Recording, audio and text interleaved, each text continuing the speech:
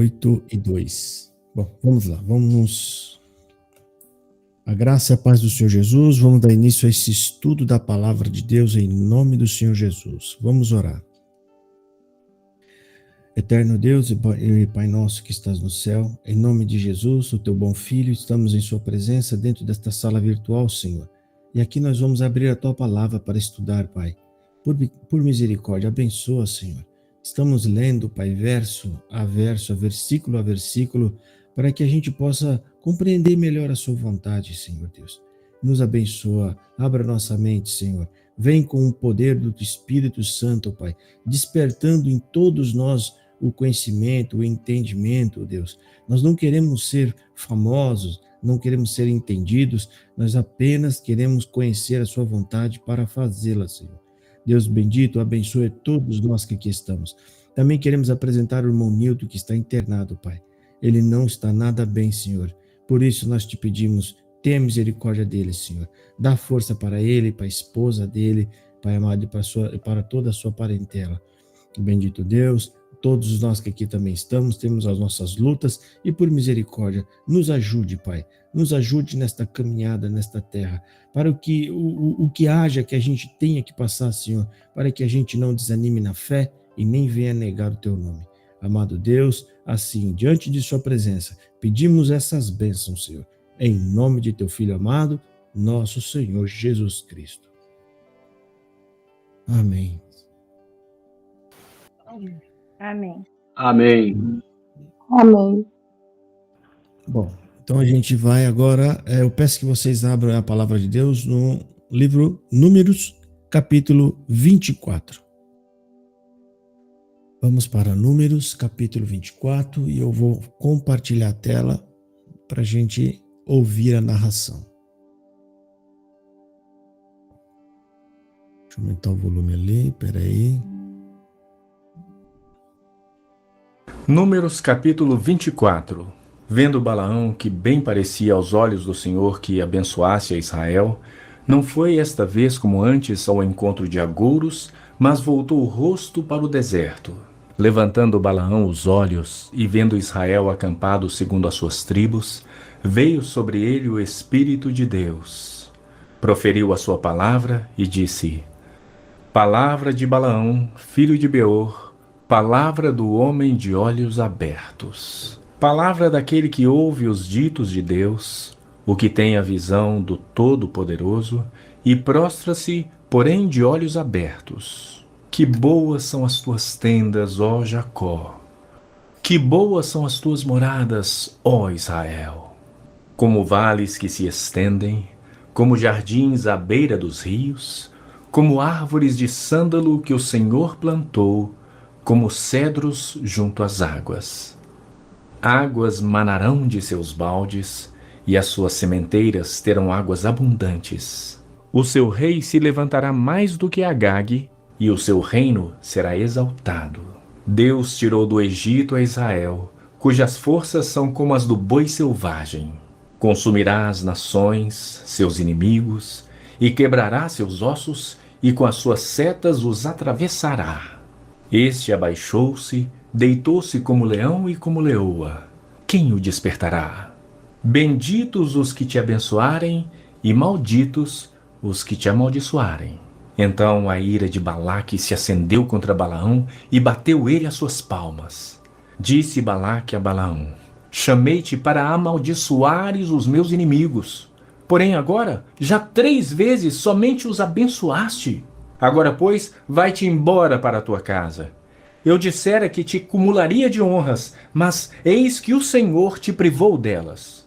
Então Balaão disse a Balaque: Não falei eu também aos teus mensageiros que me enviaste, dizendo: Ainda que Balaque me desse a sua casa cheia de prata e ouro, não poderia traspassar o mandado do Senhor, fazendo de mim mesmo bem ou mal.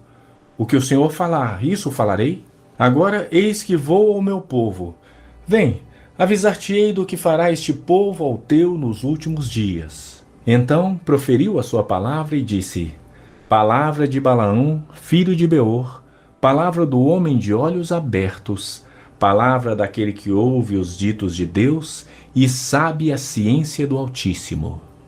daquele que tem a visão do Todo-Poderoso e prostra-se, porém de olhos abertos. Vê-lo-ei, mas não agora. Contemplá-lo-ei, mas não de perto. Uma estrela procederá de Jacó. De Israel subirá um cetro que ferirá as têmporas de Moabe e destruirá todos os filhos de Sete. Edom será uma possessão. Seir, seus inimigos, também será uma possessão. Mas Israel fará proezas. De Jacó sairá o dominador e exterminará os que restam das cidades. Viu Balaão a Amaleque, proferiu a sua palavra e disse: Amaleque é o primeiro das nações, porém o seu fim será destruição. Viu os queneus, proferiu a sua palavra e disse: Segura está a tua habitação, e puseste o teu ninho na penha. Todavia, o queneu será consumido. Até quando? Assur te levará cativo. Proferiu ainda a sua palavra e disse: Ai, quem viverá quando Deus fizer isto? Homens virão das costas de Quitim em suas naus, afligirão a Assur e a Éber, e também eles mesmos perecerão. Então Balaão se levantou e se foi, e voltou para sua terra. E também Balaque se foi pelo seu caminho. Bom, tá aí, né?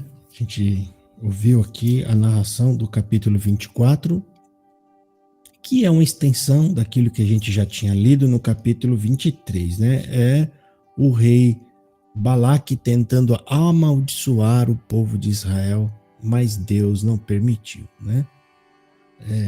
Aquele que Deus abençoa, ninguém pode amaldiçoar, né, irmãos?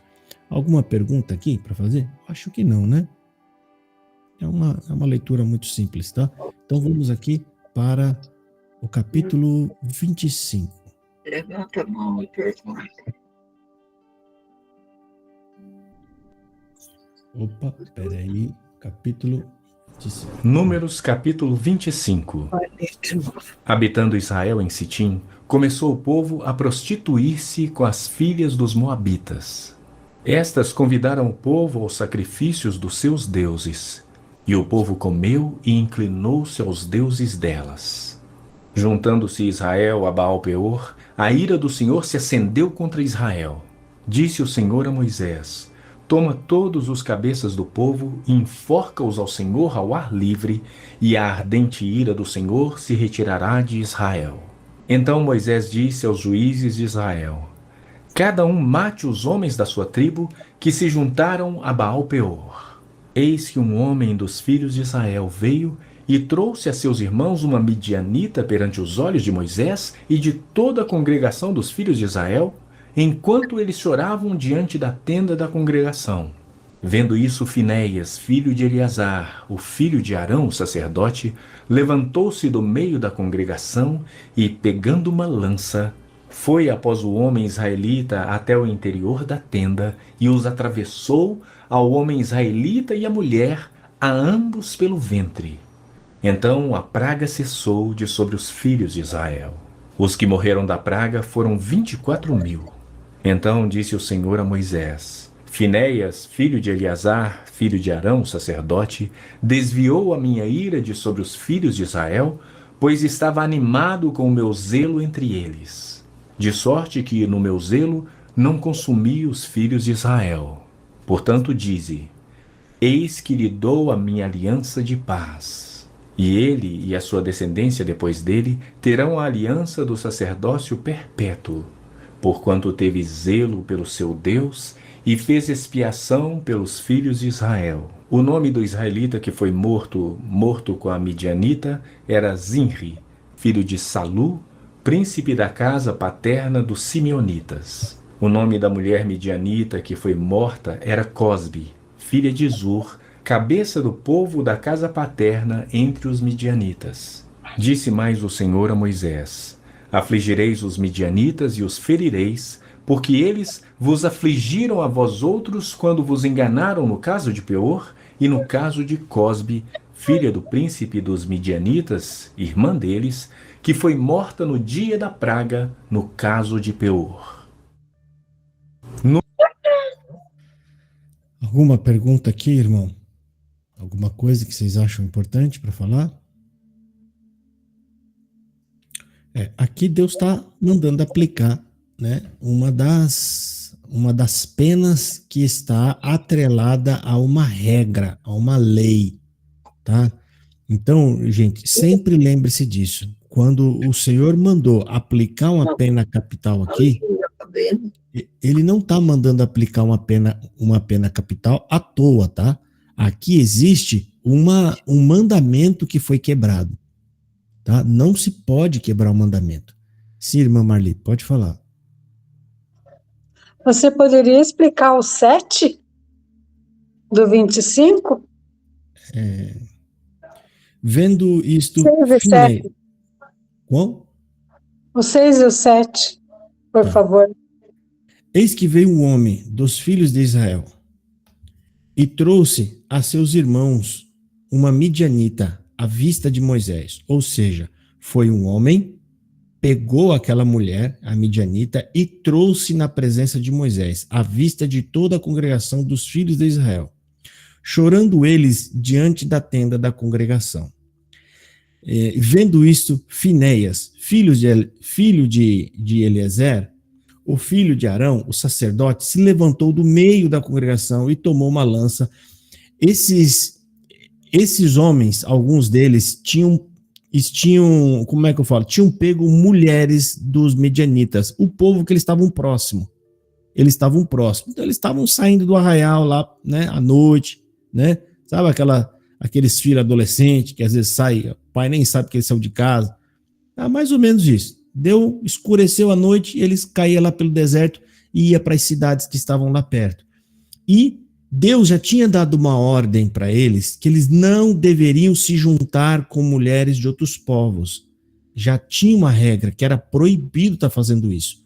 E a tentação, né, gente? É o pecado. O pecado o que é? Se Deus mandar nós fazer uma coisa agora, logo a tentação para fazer contrária já vai acontecer. O pecado, gente, como é que eu posso explicar? É uma coisa que dá em nós para querer fazer o contrário do que Deus manda. Você vê que o negócio é maligno e às vezes opera até em nós.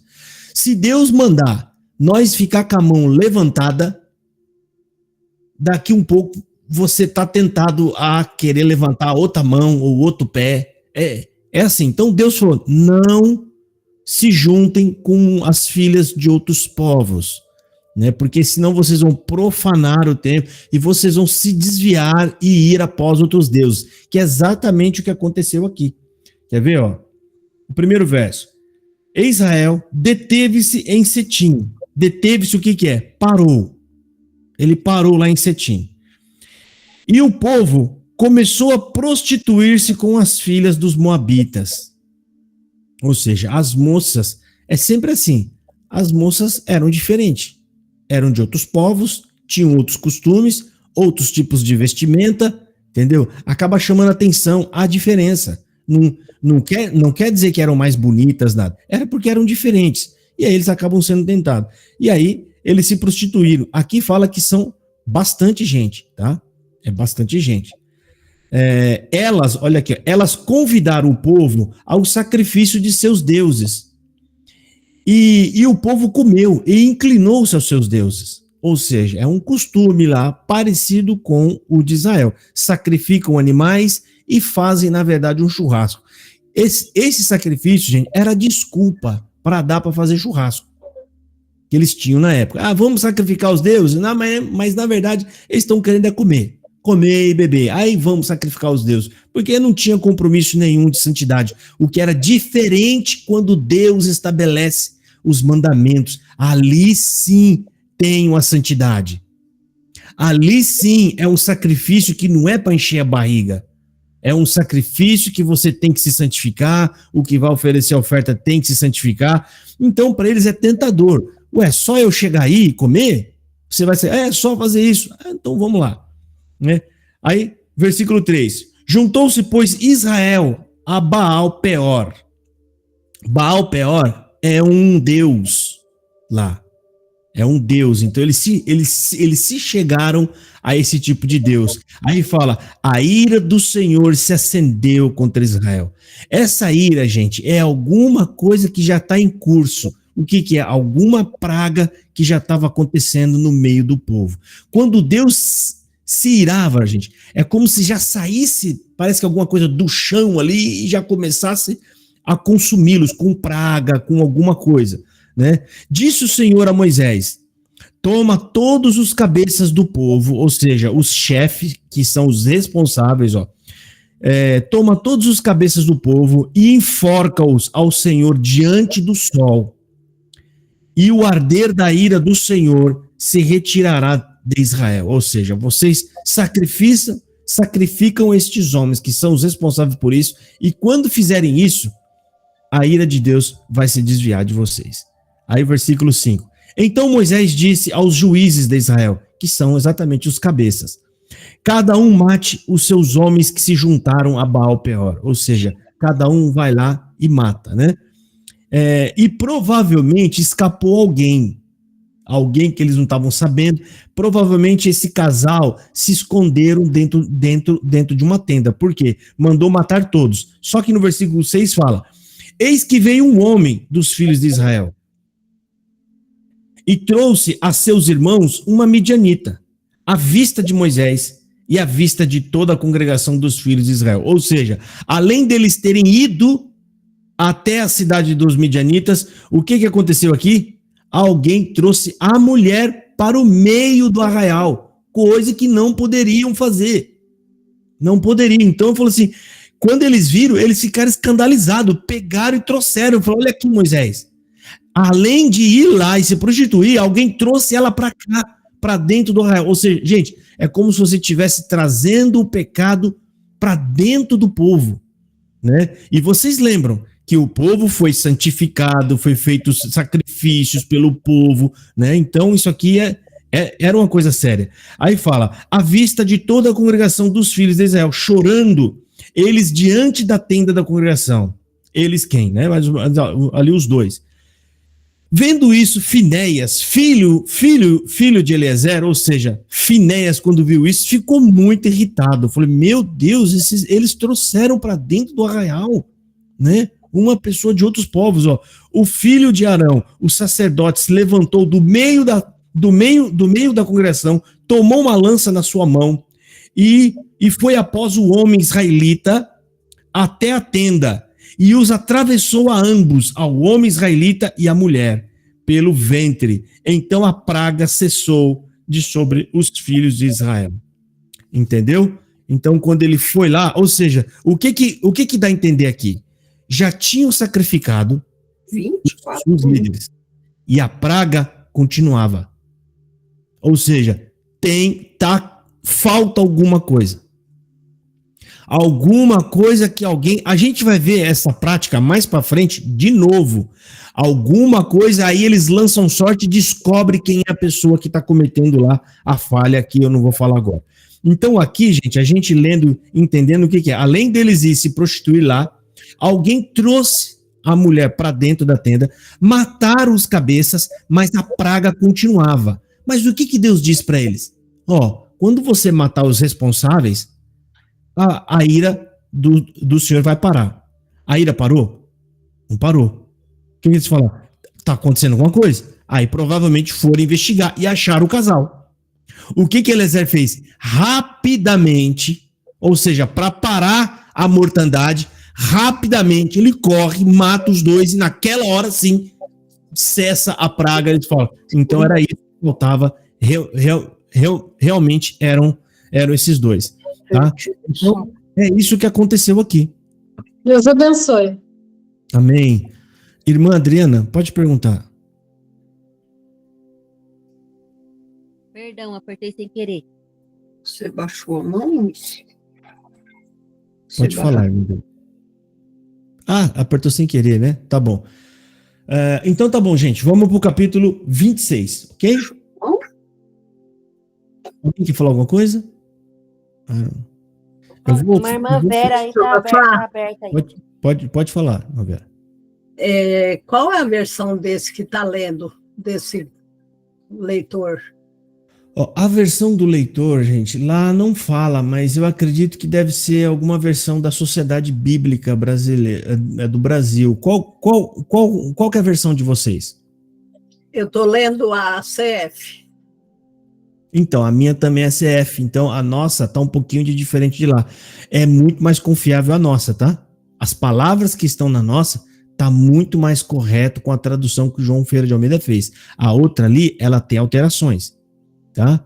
Então, ainda que não seja igual, é muito melhor a gente permanecer na CF, que ela tá mais corretinha ali com a tradução, tá bom? Vamos seguir então. Abençoe, irmão Amém. José. Vamos soltar o áudio aqui. Vamos lá. Capítulo 26. Números capítulo 26. Passada a praga, falou o Senhor a Moisés e a Eleazar, filho de Arão, o sacerdote, dizendo: Levantai o censo de toda a congregação dos filhos de Israel, da idade de 20 anos para cima, segundo as casas de seus pais, todo o que em Israel for capaz de sair à guerra.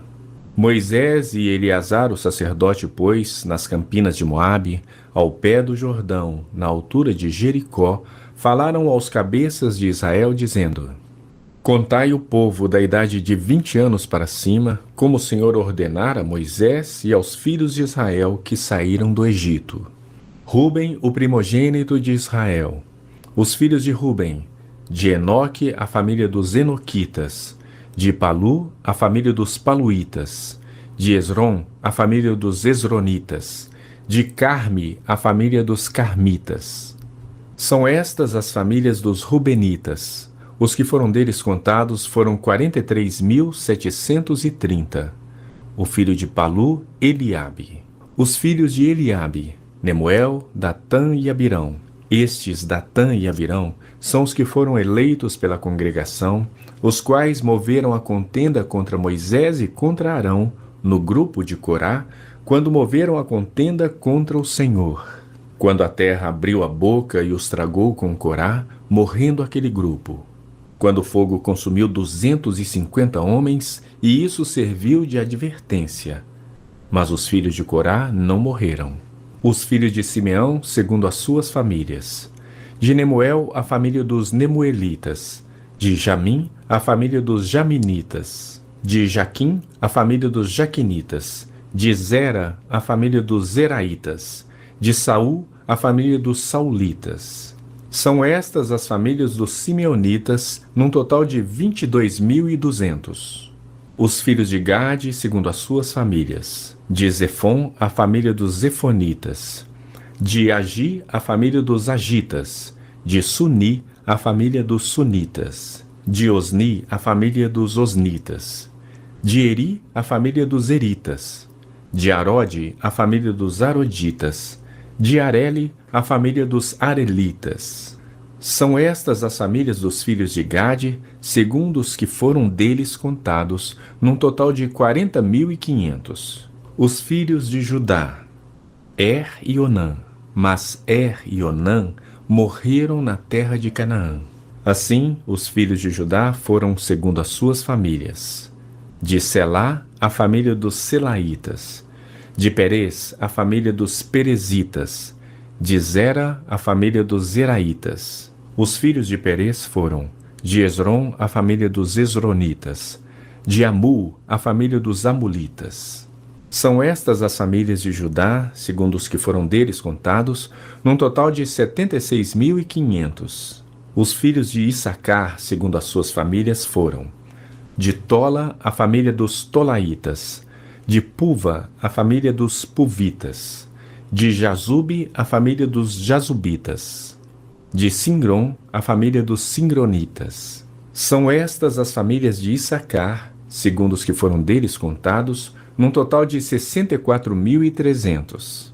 Os filhos de Zebulon, segundo as suas famílias, foram: de Sered, a família dos Sereditas; de Elon, a família dos Elonitas; de Jalel, a família dos Jaleitas. São estas as famílias dos Zebulonitas, segundo os que foram deles contados, num total de 60.500. Os filhos de José, segundo as suas famílias, foram Manassés e Efraim. Os filhos de Manassés foram: de Maquir, a família dos Maquiritas. E Maquir gerou a Gileade, de Gileade, a família dos Gileaditas. São estes os filhos de Gileade: de Jezer, a família dos Jezeritas. De Eleque, a família dos Elequitas. De Asriel, a família dos Asrielitas. De Siquém, a família dos Siquemitas. De Semida, a família dos Semidaitas. De Éfer, a família dos Eferitas. Porém, Zelofeade, filho de Éfer, não tinha filhos, senão filhas. Os nomes das filhas de Zelofeade foram Macla, Noa, Ogla, Milca e Tirza. São estas as famílias de Manassés. Os que foram deles contados foram 52.700. São estes os filhos de Efraim, segundo as suas famílias. De Sutela, a família dos Sutelaitas. De Bequer, a família dos Bequeritas. De Taã, a família dos Taanitas. De Herã, filho de Sutela.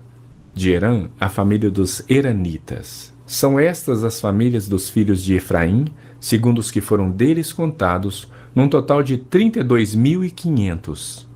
São estes os filhos de José, segundo as suas famílias. Os filhos de Benjamim, segundo as suas famílias. De Belá, a família dos Belaitas. De Asbel, a família dos Asbelitas. De Airão, a família dos Airamitas. De Sufã, a família dos Sufamitas. De Ufã, a família dos Ufamitas. Os filhos de Belá foram Arde e Naamã. De Arde, a família dos Arditas. De Naamã, a família dos Naamanitas.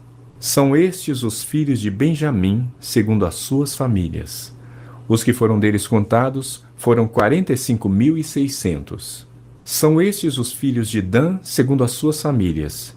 De Suão, a família dos Suamitas. São estas as famílias de Dan, segundo as suas famílias.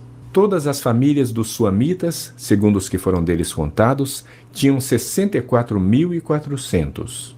Os filhos de Azer, segundo as suas famílias. De Imna, a família dos Imnaitas. De Isvi, a família dos Isvitas. De Berias, a família dos Beriaitas. Os filhos de Berias foram: de Eber, a família dos Eberitas. De Malquiel, a família dos Malquielitas. O nome da filha de Azer foi Sera.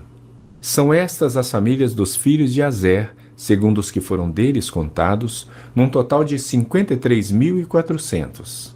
Os filhos de Naftali, segundo as suas famílias. De Jazeel, a família dos Jazelitas. De Guni, a família dos Gunitas. De Jezer, a família dos Jezeritas. De Silém, a família dos Silemitas. São estas as famílias de Naftali, segundo as suas famílias. Os que foram deles contados foram 45.400. São estes os contados dos filhos de Israel: 601.730. Disse o Senhor a Moisés: a este se repartirá a terra em herança segundo o censo. À tribo mais numerosa darás herança maior, à pequena herança menor. A cada uma, em proporção ao seu número, se dará a herança. Todavia, a terra se repartirá por sortes. Segundo os nomes das tribos de seus pais, a herdarão. Segundo a sorte, repartir-se-á a herança deles entre as tribos maiores e menores. São estes os que foram contados dos levitas, segundo as suas famílias. De Gerson, a família dos Gersonitas. De Coate, a família dos Coatitas. De Merari, a família dos Meraritas.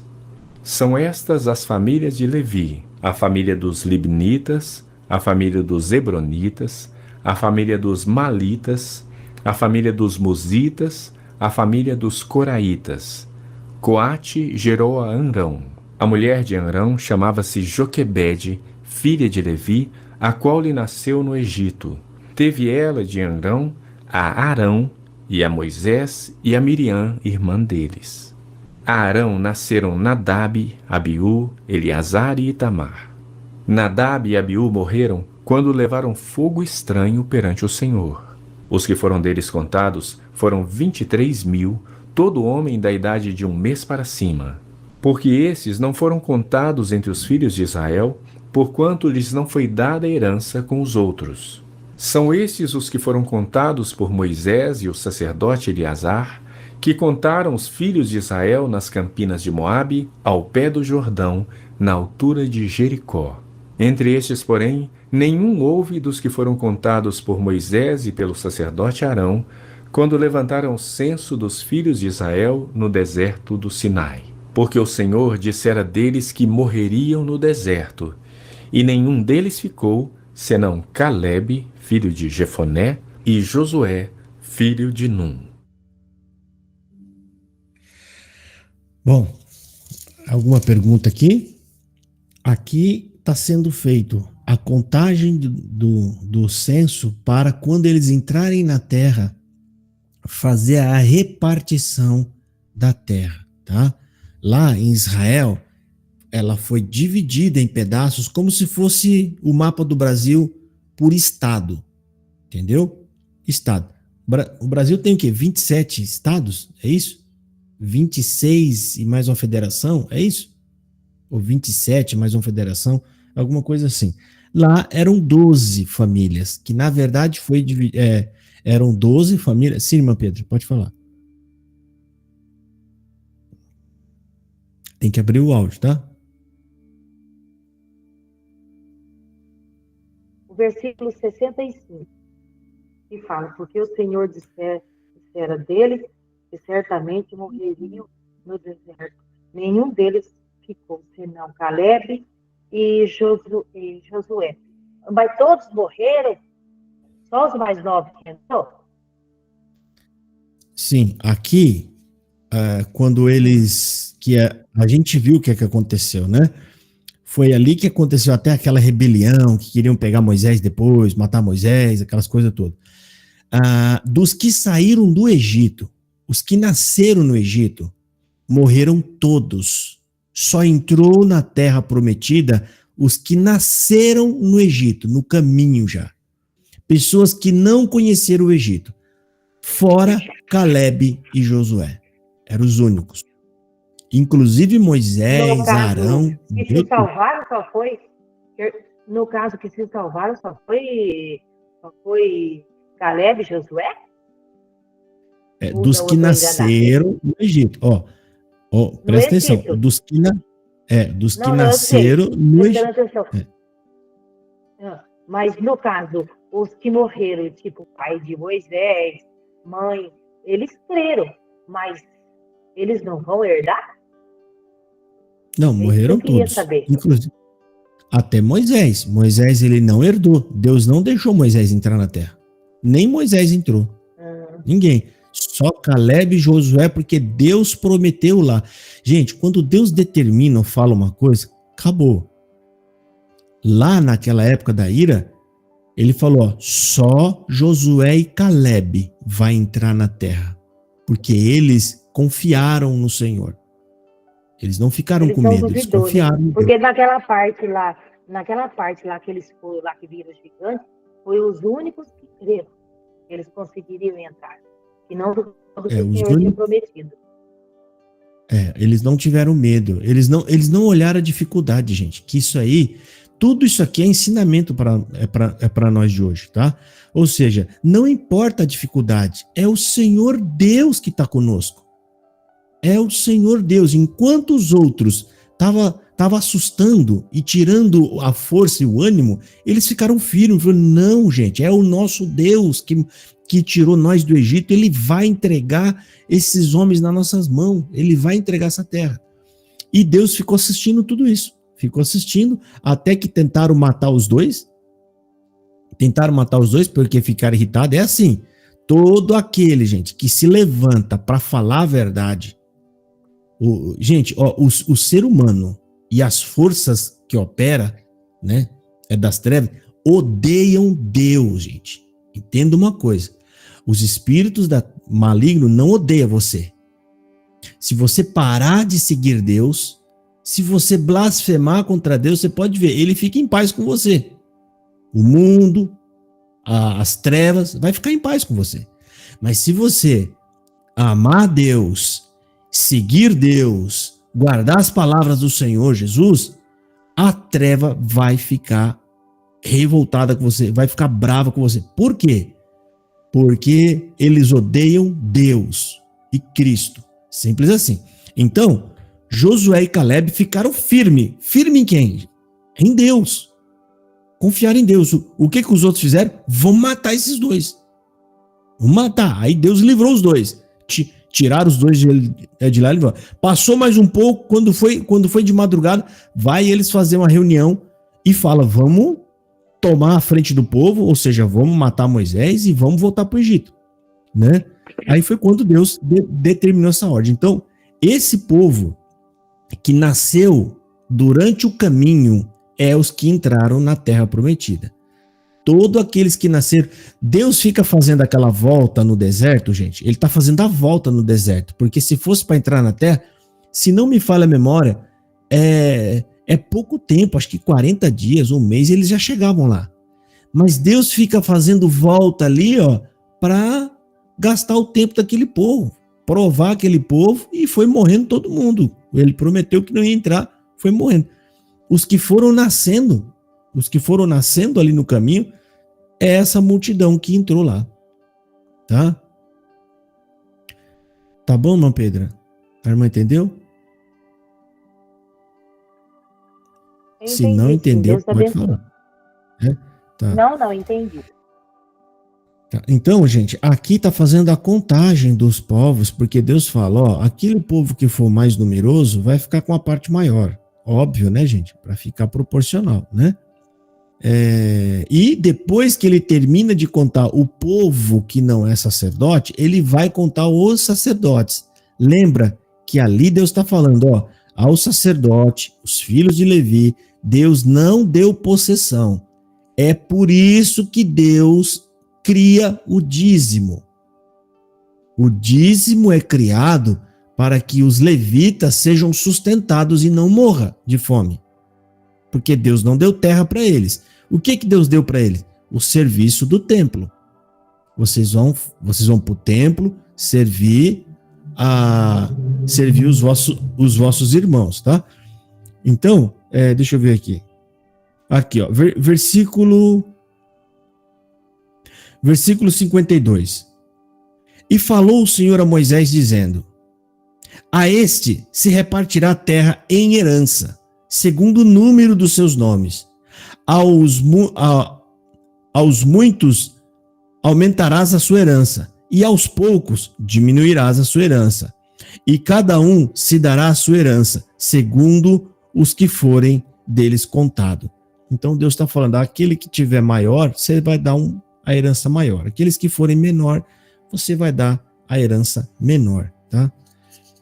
É para isso que serve o livro de números, né, gente? Aqui vai ter muito disso, a contagem para isso, contagem para guerra e essas coisas todas. Deixa eu ver o que mais. Bom, é isso. Deixa eu ver. Bom, vamos para o capítulo 27? Vamos, Josafá. Sim, pode falar. Por que uma tribo intervia com a outra naquele tempo lá? Como que eles lutavam, guerra, venciam e matavam o povo? Falou que não uma tribo que ganhou, né? Não estou entendendo a pergunta, Cristiano. Como assim, tribo intervia com a outra? É Como que assim? virou de várias famílias, né? A família de mas eles não brigam, Cristiano. Essa tribo aqui não é igual a tribo de filme de cinema, que é aquela tribo que vai brigar lá com o outro, não é. Essa tribo aqui está querendo dizer povos. É um grupo de pessoas que saiu de uma outra pessoa e cria um nome para ela, sabe? Eles não são tribos, eles não podem brigar entre si. Eles não podem brigar, tá? Isso é errado. Então, eles não brigavam, tá, Cristiano? Ah, tá bom. Então, vamos lá. Capítulo 27. Soltar o áudio aqui.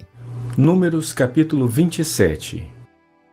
Então vieram as filhas de Zelofeade, filho de Éfer, filho de Gileade, filho de Maquir, filho de Manassés, entre as famílias de Manassés, filho de José. São estes os nomes das suas filhas: Macla, Noa, Ogla, Milca e Tirza.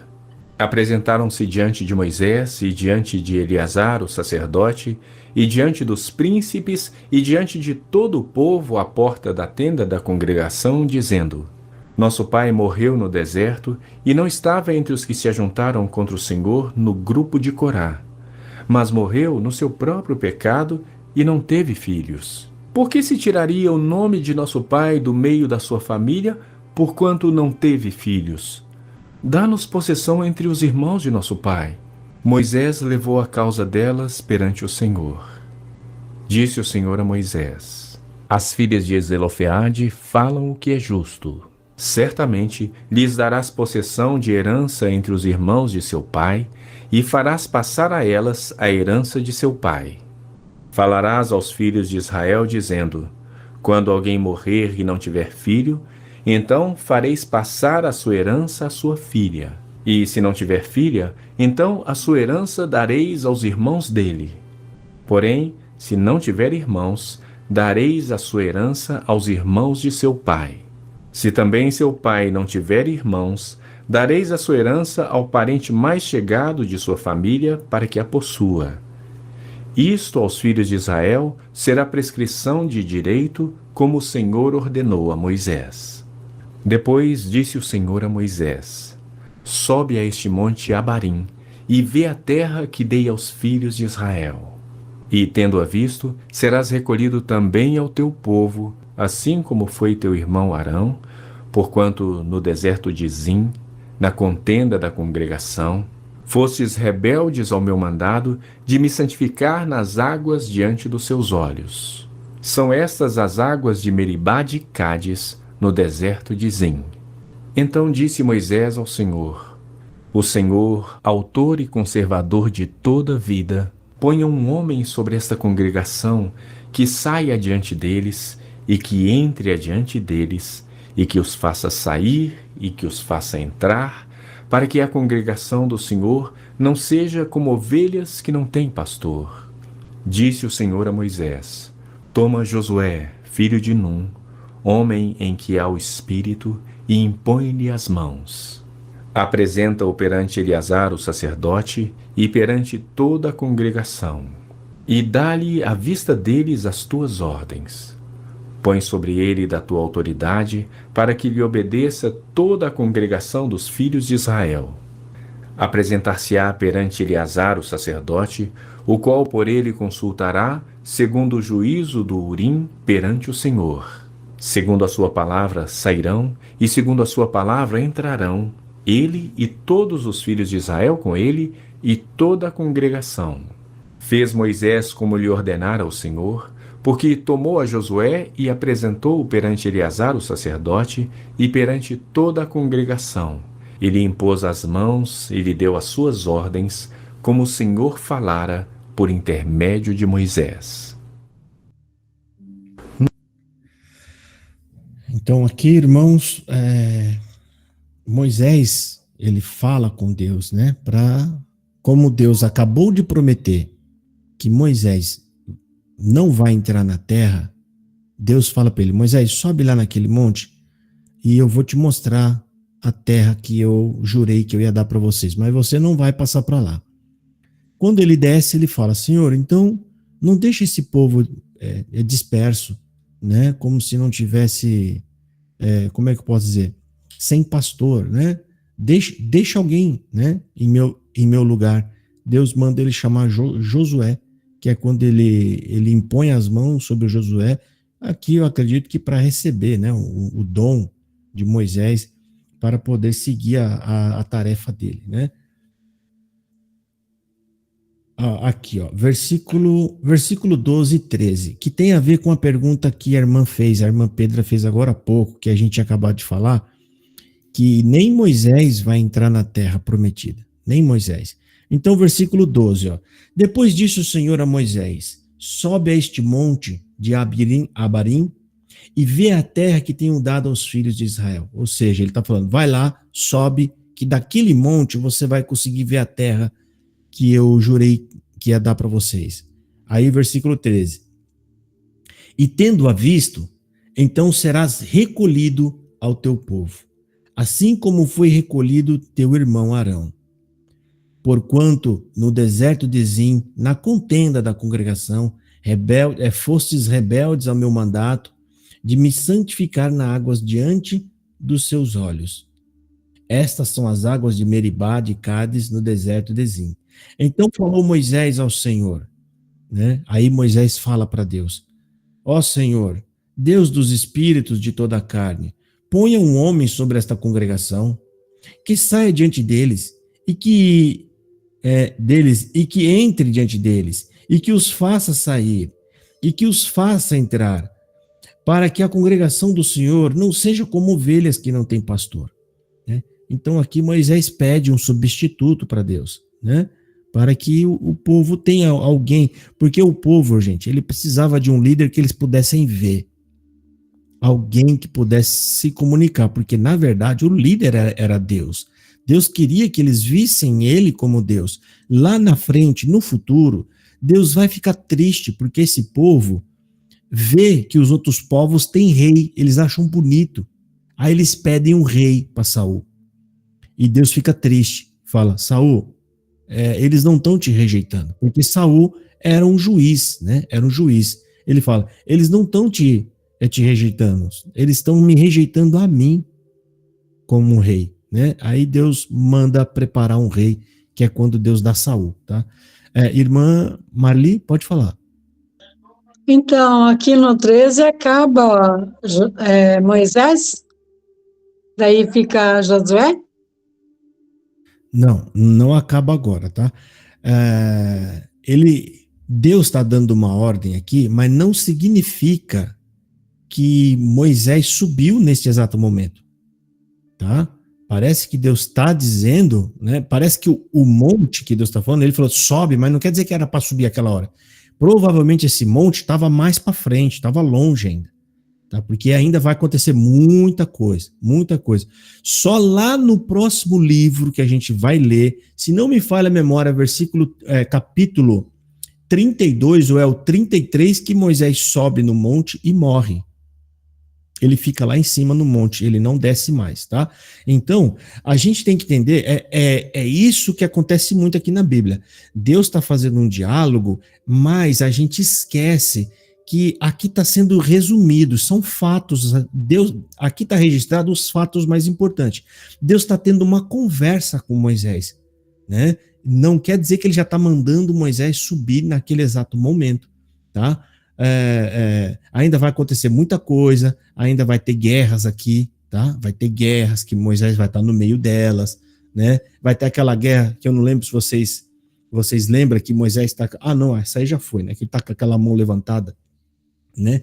Mas vai acontecer muita coisa aqui, tá? Vai acontecer muita coisa ainda, e lá na frente, aí Moisés sobe.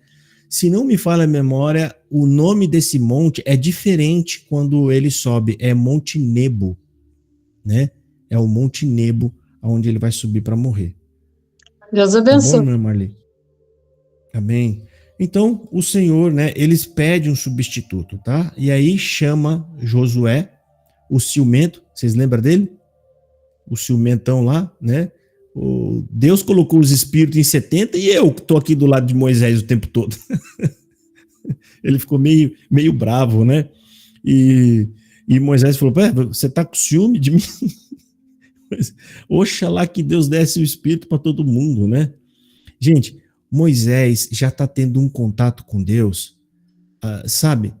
E quanto mais a gente tem contato com Deus, gente, os frutos do pecado, eles vão desaparecendo. Quais são os frutos do pecado em nós? Orgulho, prepotência, soberba, querer ser ou querer ter. Moisés já não tinha mais essas coisas, não queria ser, ele não queria ter, né? Ele já começa a pensar em Deus.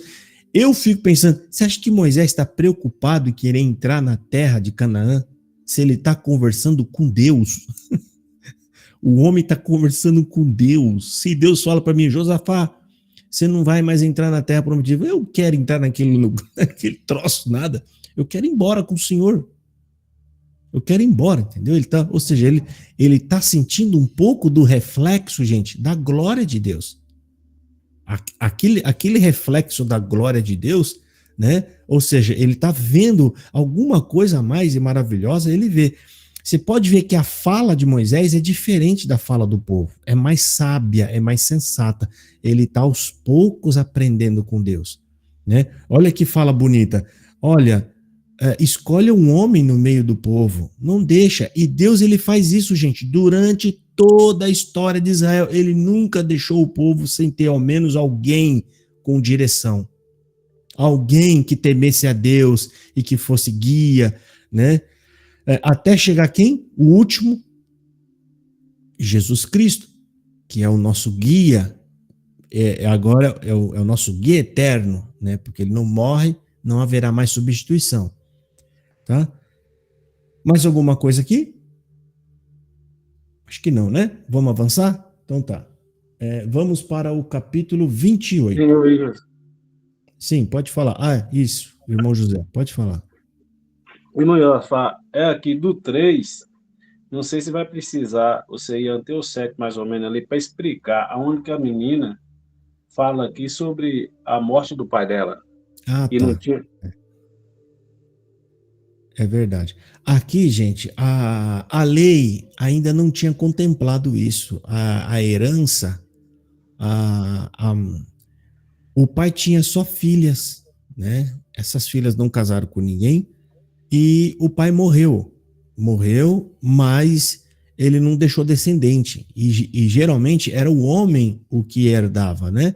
Era aquele que era o homem. Então, elas vão lá reclamar, ou seja, porque elas ficaram sem nada, elas não tinham herança, mas também não eram casadas, ou seja, elas houve como se fosse uma falha ali, né? Como uma falha. Elas vão reclamar e o que elas falam é justo. É justo. E Deus fala, Moisés, o que elas estão falando e estão pedindo é justo. Tá correto. E nisso, Deus dá o direito, não só para ela, mas como ele estabelece uma regra, uma lei, ou seja, ele vai dar o direito para todos aqueles que tiver nessa mesma condição, mais para frente. A gente vai ver o reflexo disso em outras passagens bíblicas, tá? Aliás, já aconteceu lá atrás, né? Já aconteceu que em Gênesis, eu esqueci lá, a mulher que se vestiu de prostituta para poder ter filho do sogro, ou seja, aquilo ali era para ter descendência, né? E um fato parecido com esse é com a avó de Davi, né? Que a gente vai ver mais para frente lá na história de Ruth, tá? Não tem filhos, não tem ninguém, não tá casada, mas ela tem algum direito, ela tem alguma herança, né? E aí ela casa com, esqueci até o nome do homem lá, Tamar, isso mesmo, Adri. Tamar, o caso da Tamar, né? Que já aconteceu lá atrás, tá? Então aqui criou um precedente que se chama na lei. Um precedente cria uma regra, que uma lei que a partir disso outras situações serão julgadas. Ok, irmão Sérgio? Quer que leia, irmão, para poder explicar mais? Porque se entendeu, a gente segue, tá? É que tá com o áudio fechado aí, tá, irmão José? Se o irmão quiser falar. Não, tá ótimo, irmão Iosafá. Louvado seja Deus. Eu entendi. Tá bom. Então vamos lá, irmão. Capítulo 28. Números capítulo 28. Disse mais o Senhor a Moisés: dá ordem aos filhos de Israel e dize-lhes: da minha oferta, do meu manjar para as minhas ofertas queimadas, do aroma agradável tereis cuidado, para mas trazer a seu tempo determinado. Dir-lhes-ás: esta é a oferta queimada que oferecereis ao Senhor dia após dia. 2 cordeiros de 1 ano sem defeito, em contínuo holocausto.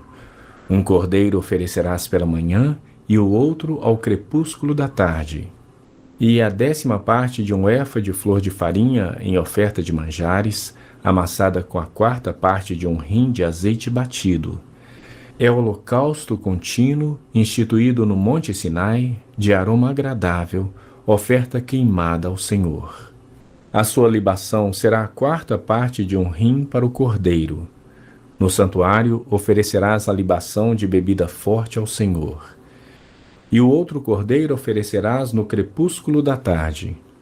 Como a oferta de manjares da manhã e como a sua libação, o trarás em oferta queimada de aroma agradável ao Senhor.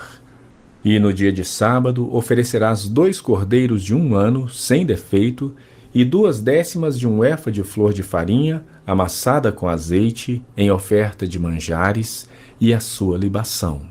É o holocausto de cada sábado, além do holocausto contínuo e a sua libação. Nos princípios dos vossos meses oferecereis em holocausto ao Senhor 2 novilhos e 1 carneiro, 7 cordeiros de 1 ano sem defeito, e 3/10 de um efa de flor de farinha, amassada com azeite, em oferta de manjares, para 1 novilho. 2/10 de flor de farinha, amassada com azeite, em oferta de manjares, para 1 carneiro. E 1/10 de um efa de flor de farinha, amassada com azeite, em oferta de manjares, para 1 cordeiro. É holocausto de aroma agradável, oferta queimada ao Senhor.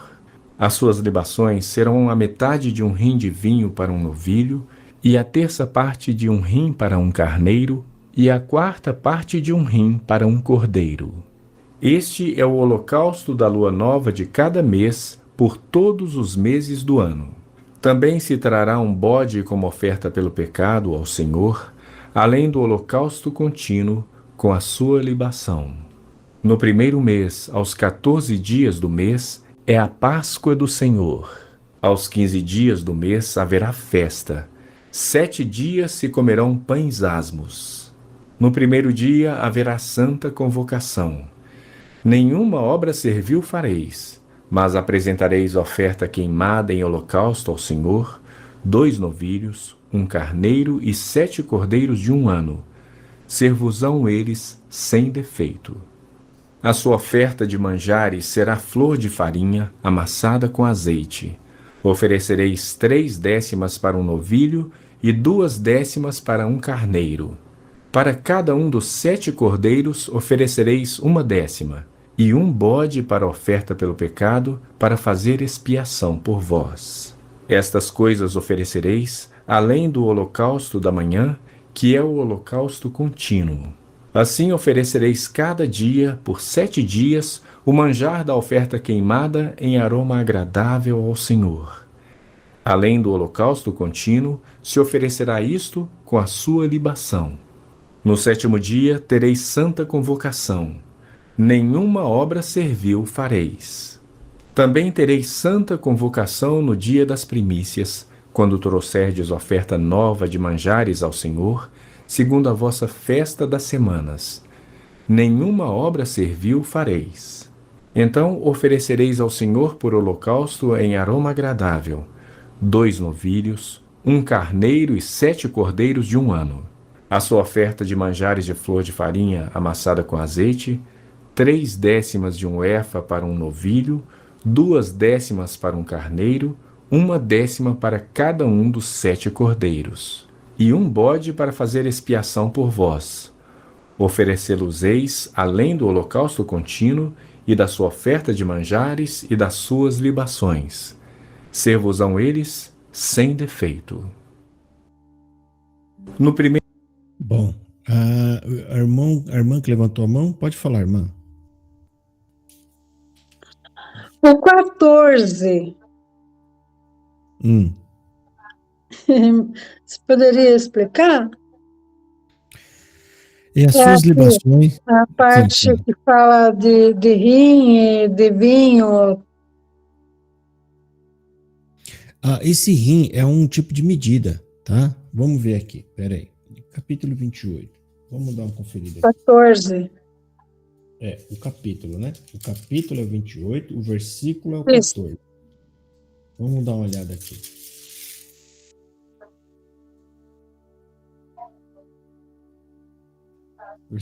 Rim é medida, então. É um tipo de uma medida, irmão.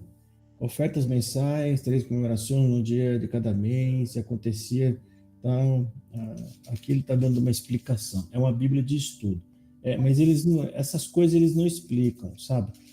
Porque isso aqui é um tipo de uma medida, tá? Aqui não é rim, não está falando do rim da pessoa. Não é o rim do bicho, tá? Aqui, ó. E as suas libações será a metade de um rim de vinho. Né? Eu não tinha entendido esse rim. A oferta aqui é o vinho para um novilho, e a terça parte de um rim para um carneiro, e a quarta parte de um rim para um cordeiro. Este é o holocausto da lua nova de cada mês, segundo os meses do ano. Tá?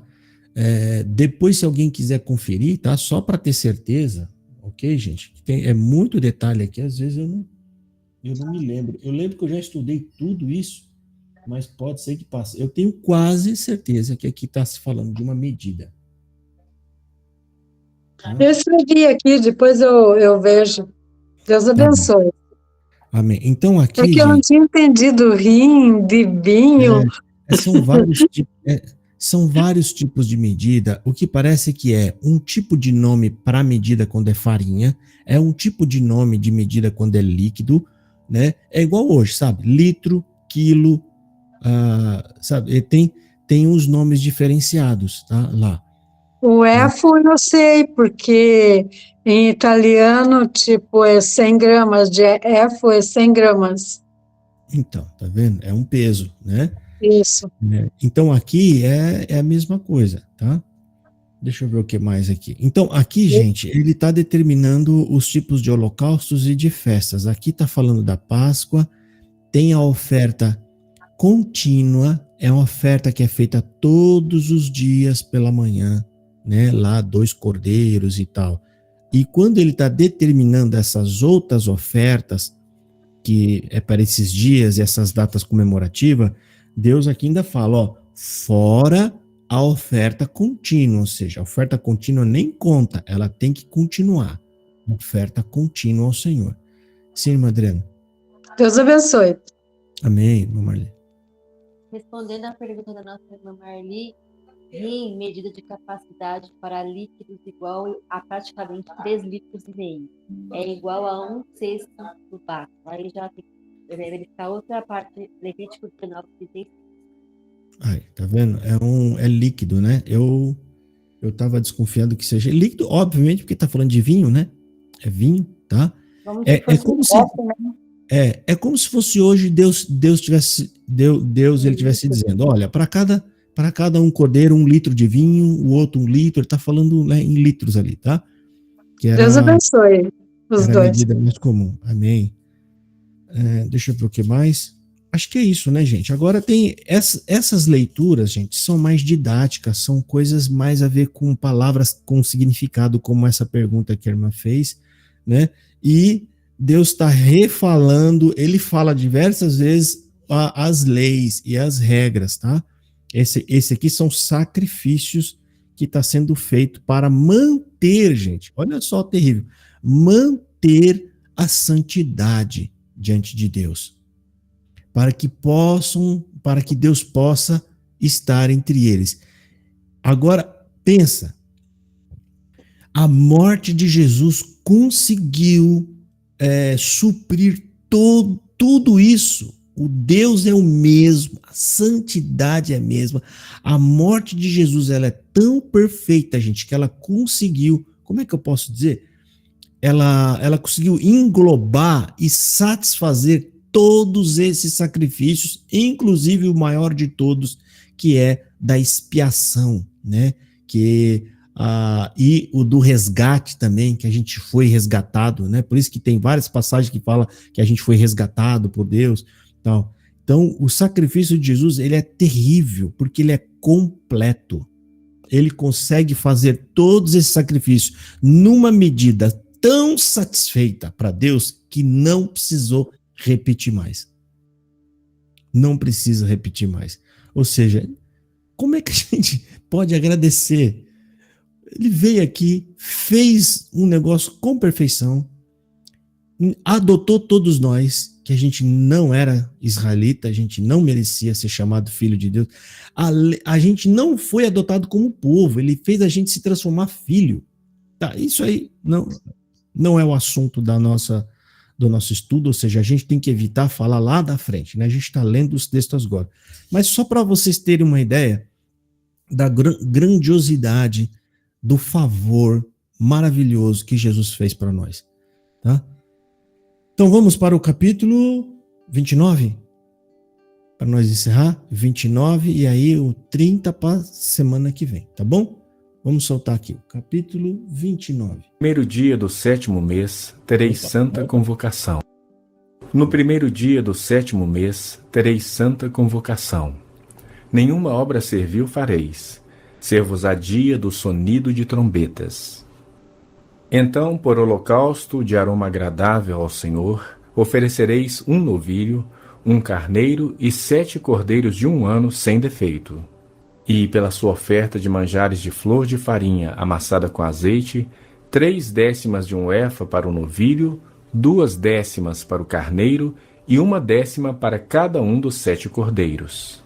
E um bode para a oferta pelo pecado, para fazer expiação por vós, além do holocausto do mês e a sua oferta de manjares, do holocausto contínuo e a sua oferta de manjares, com as suas libações, segundo o seu estatuto, em aroma agradável, oferta queimada ao Senhor. No dia 10 deste 7º mês, tereis santa convocação e afligireis a vossa alma. Nenhuma obra fareis, mas por holocausto em aroma agradável ao Senhor, oferecereis um novilho, um carneiro e 7 cordeiros de 1 ano. Ser-vos-ão eles sem defeito. Pela sua oferta de manjares de flor de farinha, amassada com azeite, oferecereis 3/10 de um efa para o novilho, 2/10 para o carneiro e 1/10 para cada um dos 7 cordeiros. Um bode para a oferta pelo pecado, além da oferta pelo pecado, para fazer expiação, e do holocausto contínuo, e da sua oferta de manjares com as suas libações. Aos 15 dias do 7º mês, tereis santa convocação. Nenhuma obra servil fareis, mas 7 dias celebrareis festa ao Senhor. Por holocausto em oferta queimada, de aroma agradável ao Senhor, oferecereis 13 novilhos, 2 carneiros e 14 cordeiros de 1 ano. Serão eles sem defeito. Pela oferta de manjares de flor de farinha, amassada com azeite, 3/10 de um efa para cada um dos 13 novilhos, 2/10 para cada um dos 2 carneiros e 1/10 para cada um dos 14 cordeiros. E um bode para oferta pelo pecado, além do holocausto contínuo e a sua oferta de manjares e a sua libação. No 2º dia oferecereis 12 novilhos, 2 carneiros, 14 cordeiros de 1 ano sem defeito, com a oferta de manjares e as libações para os novilhos, para os carneiros e para os cordeiros, conforme o seu número, segundo o estatuto, e um bode para a oferta pelo pecado, além do holocausto contínuo, a sua oferta de manjares e a sua libação. No 3º dia oferecereis 11 novilhos, 2 carneiros, 14 cordeiros de 1 ano sem defeito, com a oferta de manjares e as libações para os novilhos, para os carneiros e para os cordeiros, conforme o seu número, segundo o estatuto, e um bode para a oferta pelo pecado, além do holocausto contínuo, a sua oferta de manjares e a sua libação.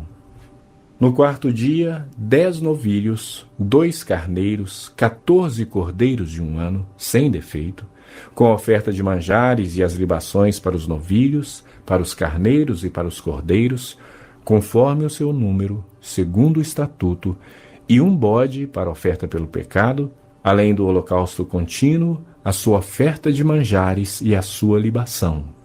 No 5º dia, 9 novilhos, 2 carneiros, 14 cordeiros de 1 ano sem defeito, com a oferta de manjares e as libações para os novilhos, para os carneiros e para os cordeiros, conforme o seu número, segundo o estatuto, e um bode para a oferta pelo pecado, além do holocausto contínuo, a sua oferta de manjares e a sua libação. No 6º dia, 8 novilhos, 2 carneiros, 14 cordeiros de 1 ano sem defeito, com a oferta de manjares e as libações para os novilhos, para os carneiros e para os cordeiros, conforme o seu número, segundo o estatuto, e um bode para oferta pelo pecado, além do holocausto contínuo, a sua oferta de manjares e a sua libação. No 7º dia, 7 novilhos, 2 carneiros, 14 cordeiros de 1 ano, sem defeito, com a oferta de manjares e as libações para os novilhos, para os carneiros e para os cordeiros, conforme o seu número, segundo o estatuto, e um bode para oferta pelo pecado, além do holocausto contínuo, a sua oferta de manjares e a sua libação. No 8º dia tereis reunião solene. Nenhuma obra servil fareis. E por holocausto, em oferta queimada de aroma agradável ao Senhor, oferecereis um novilho, um carneiro, 7 cordeiros de 1 ano sem defeito, com a oferta de manjares e as libações para o novilho, para o carneiro e para os cordeiros, conforme o seu número, segundo o estatuto, e um bode para oferta pelo pecado, além do holocausto contínuo, a sua oferta de manjares e a sua libação. Estas coisas oferecereis ao Senhor nas vossas festas fixas, além dos vossos votos e das vossas ofertas voluntárias, para os vossos holocaustos, as vossas ofertas de manjares, as vossas libações e as vossas ofertas pacíficas. E falou Moisés aos filhos de Israel, conforme tudo que o Senhor lhe ordenara. É isso aí, gente. Então, o último verso aqui. E falou Moisés aos filhos de Israel, conforme a tudo o que o Senhor ordenara a Moisés. Então, Moisés está repassando essas ordens, né? Ele está falando só aquilo que Deus mandou que ele falasse. Pode falar, irmã Beth. Você ia comentar, irmão, eles matavam todo dia esse tanto de carneiro? Todo dia não. Todo dia tinha aquela oferta contínua. Era aquela oferta que era 2 carneiros, 2 não sei o que lá, tal, né? Mas as datas comemorativas, tá? Existem datas fora o sacrifício que o povo fazia. O camarada pisou no rabo do gato. Tem que levar lá o bicho para fazer o sacrifício por causa do pecado que eu cometi, né? Então tem sempre ali as coisas para fazer. É por isso que eles tinham turmas para ficar se dividindo. Gente, é muita gente. É muito mesmo. É muita gente. Aqui, a gente contou agora há pouco atrás, 600 e poucas mil pessoas de 20 anos para cima. Ali não falou as mulheres, as crianças. Então a gente pode chutar aí, esses homens naquela época, gente, porque o povo crescia demais, as mulheres tinham 10 filhos, mais ou menos, por aí. 10 filhos, tinha 2, eram, como é que fala? Umas 10 casas, umas 5 casas, os camaradas tinham 20, 30 ou 50, 70 mil parentesco. Então, eu chuto aí, esse povo era em base de uns 3 milhões de pessoas, 3, 4 milhões de pessoas. É muita gente andando naquele deserto. Apavorava todo mundo. Imagina você saber que aí numa estrada que você está passando, tem 3 milhões de pessoas andando lá agora, passando lá. A gente ia ficar assustado. Então, é muito sacrifício, mas era muito bicho também. Porque esse povo todo, eles trabalhavam com gado. Então, você pega aí, cada família dessa pequena, de 10 ou 20 pessoas, deveria ter ali o quê? Umas 30 cabeças de gado. 30 cabeças, 20 cabeças. Então, essas cabeças dando cria, é muito bicho, tá? É muito bicho. Então, era assim, tinha muito sacrifício, por isso que era muito sacerdote. Deus falou para eles, vocês não vão ter terra, vocês vão ficar só no templo. E vocês lembram que lá atrás, Deus criou turmas para eles ficar revezando, para ficar oferecendo esses sacrifícios todos, tá? Principalmente em épocas comemorativas, em datas. Essas aqui, quais são as dessas? As ofertas nas festas solenes, que é a que ele acabou de falar aqui. Tem a outra, as ofertas das festas das trombetas. Tá? Então, essas regras aqui eram festas. Nessas festas, gente, parece que é algo pesado, sacrificioso. Não é. Imagina que a cidade inteira vai dar uma churrascada enorme, todo mundo vai comer, todo mundo. Então, o pessoal, muito provavelmente, ficavam felizes. Detalhe, gente, ó, isso são regras que está sendo estabelecida. Não é que naquela época que está sendo escrito isso, já tinha bicho e cordeiro para tudo isso, não, tá? Deus só está estabelecendo as regras. Eu acredito que nesse momento aqui, como eles estão vivendo até num deserto, eles não tinham tantos animais para isso. Eles não tinham gado para tudo isso, né? Essas leis, essas ofertas vão começar, eu acho que realmente ganhar corpo quando eles chegam na terra que mana leite e mel, como Deus falou. O que é mana leite e mel? É uma terra farta, terra verde, né? Capim, né? Tem muita água, abundância de água, tá? Então aqui Deus está apenas estabelecendo essas festas, ok? Irmã Marli, pode falar. Tem que abrir o áudio.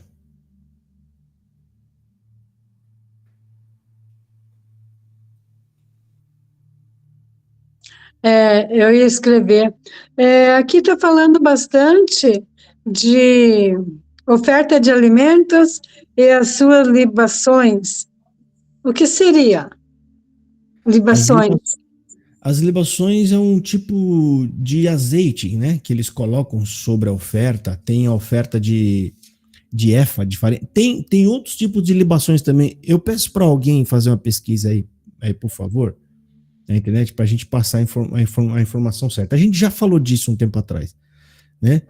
É que essa parte falou bastante, né? Falou, porque a libação eu não sei se eu não me lembro se é um certo tipo de unção que está fazendo sobre a oferta, né? Porque tem oferta que é tipo assim, efa de flor de farinha mais azeite. Aquilo é uma libação, ou seja, tá colocando um azeite sobre aquilo. É mais ou menos isso, eu acho. Alguém achou aí? A irmã Adriana, pode falar. Libação, derramamento de um líquido, vinho, óleo, leite, como ato de culto a Deus. Nesse caso, é azeite, tá, gente? É azeite, né? Então, na dúvida, para passar a informação certa, eu estou pedindo para vocês fazer pesquisa e colocar. Então, aqui tem aquelas efas de farinha, que são potes, né, com trigo ou com efas de farinha, e ali é colocado azeite, né, para ungir aquilo. Eu não sei se era para dar um cheiro naquilo, né? Aquilo ia ter um cheiro, porque o azeite tem um cheiro gostoso, não tem, gente? Quando você coloca lá na frigideirinha, lá, sabe aquele cheirinho gostoso, né? Então aquilo ali podia ser. Então a libação é uma espécie de ungir a coisa, tá? Para deixar a coisa mais cheirosa. É como se aquilo criasse um incenso de cheiro, tá? Aquilo cria um incenso de cheiro. Sim, as duas que estão rindo aí, as duas que estão no fundo esse povo que fica no fundão é fogo, gente, né? Fica rindo, conversando. Eu queria saber que vocês estão conversando aí. A irmã velhinha ficou sem graça, tadinha. Não fica sem graça. Pode falar, irmã. Irmão Josafá, eu estou percebendo aqui que ele fala de muitos cordeiros, tudo, mas bode, só um. O irmão poderia explicar o porquê que qual é a diferença desse bode aí no meio? Eu vou explicar, mas na próxima aula eu vou separar as duas, tá? Eu vou pôr na próxima aula a gente não vai estar junto, não. Que ela veio me visitar e falou, hoje eu vou fazer um curso, vou fazer um estudo bíblico junto com você. Eu falei, pronto, não vai ter.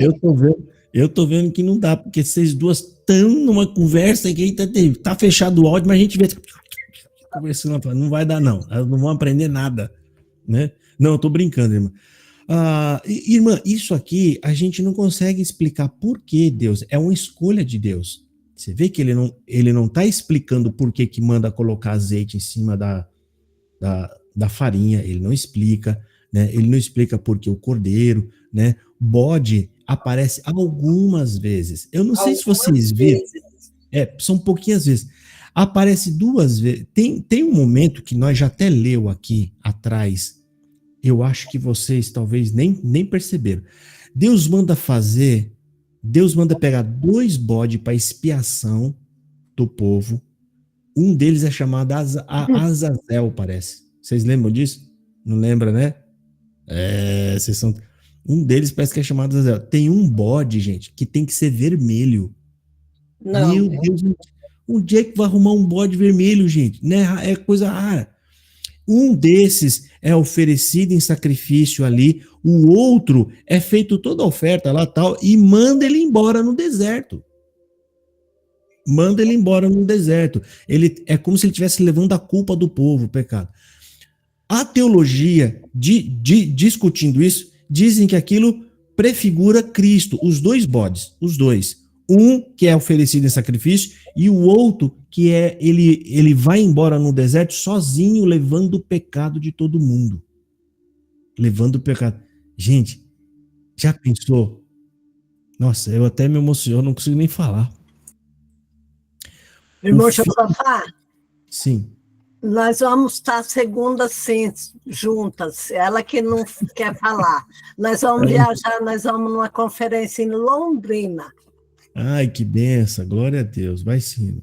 Segunda-feira a gente vai estar junto, sim. Tadinha. Fica brava não, irmã Vera, eu tô brincando. Ô, irmão, essa cara feia assim é a minha cara normal.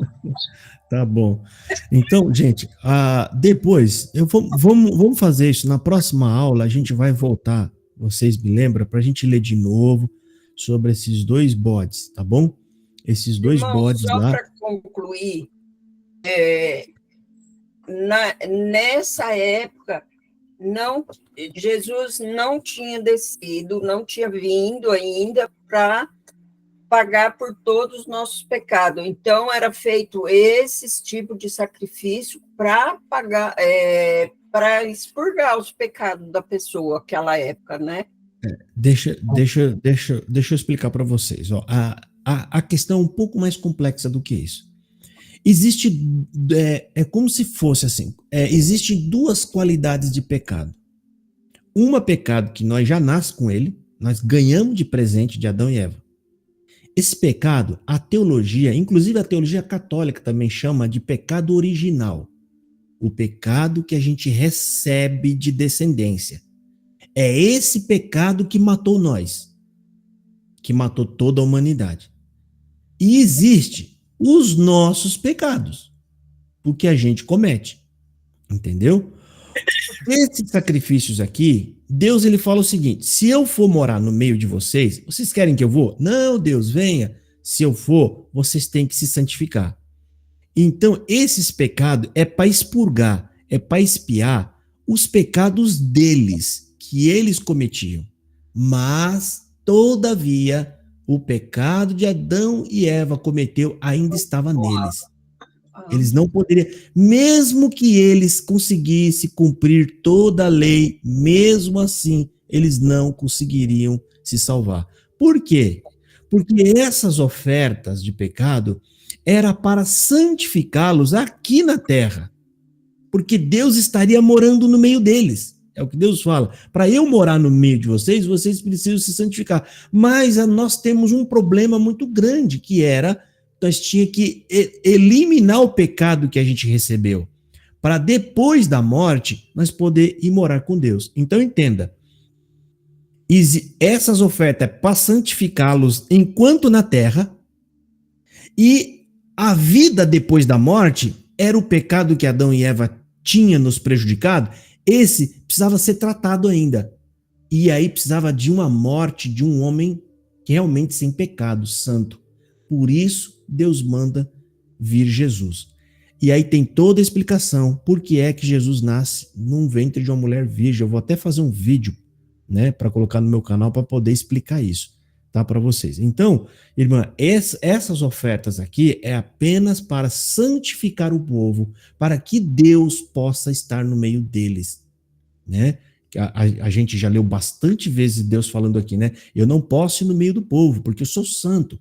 Se eu for, eu vou consumi-los. Ou seja, a santidade de Deus consome. Não é porque Deus manda, não, é a santidade que está no meio, que sai dele, que emana nele, é fogo. A santidade dele, e aquilo que não é santo não pode permanecer. Então, esses sacrifícios era apenas para preparar o povo para que o anjo, que na verdade era um anjo que estava no meio deles, para que pudesse ficar entre eles. A irmã conseguiu entender? É meio complexo, tá? Mas depois a gente vai falar sobre isso. Irmã Diana, pode falar.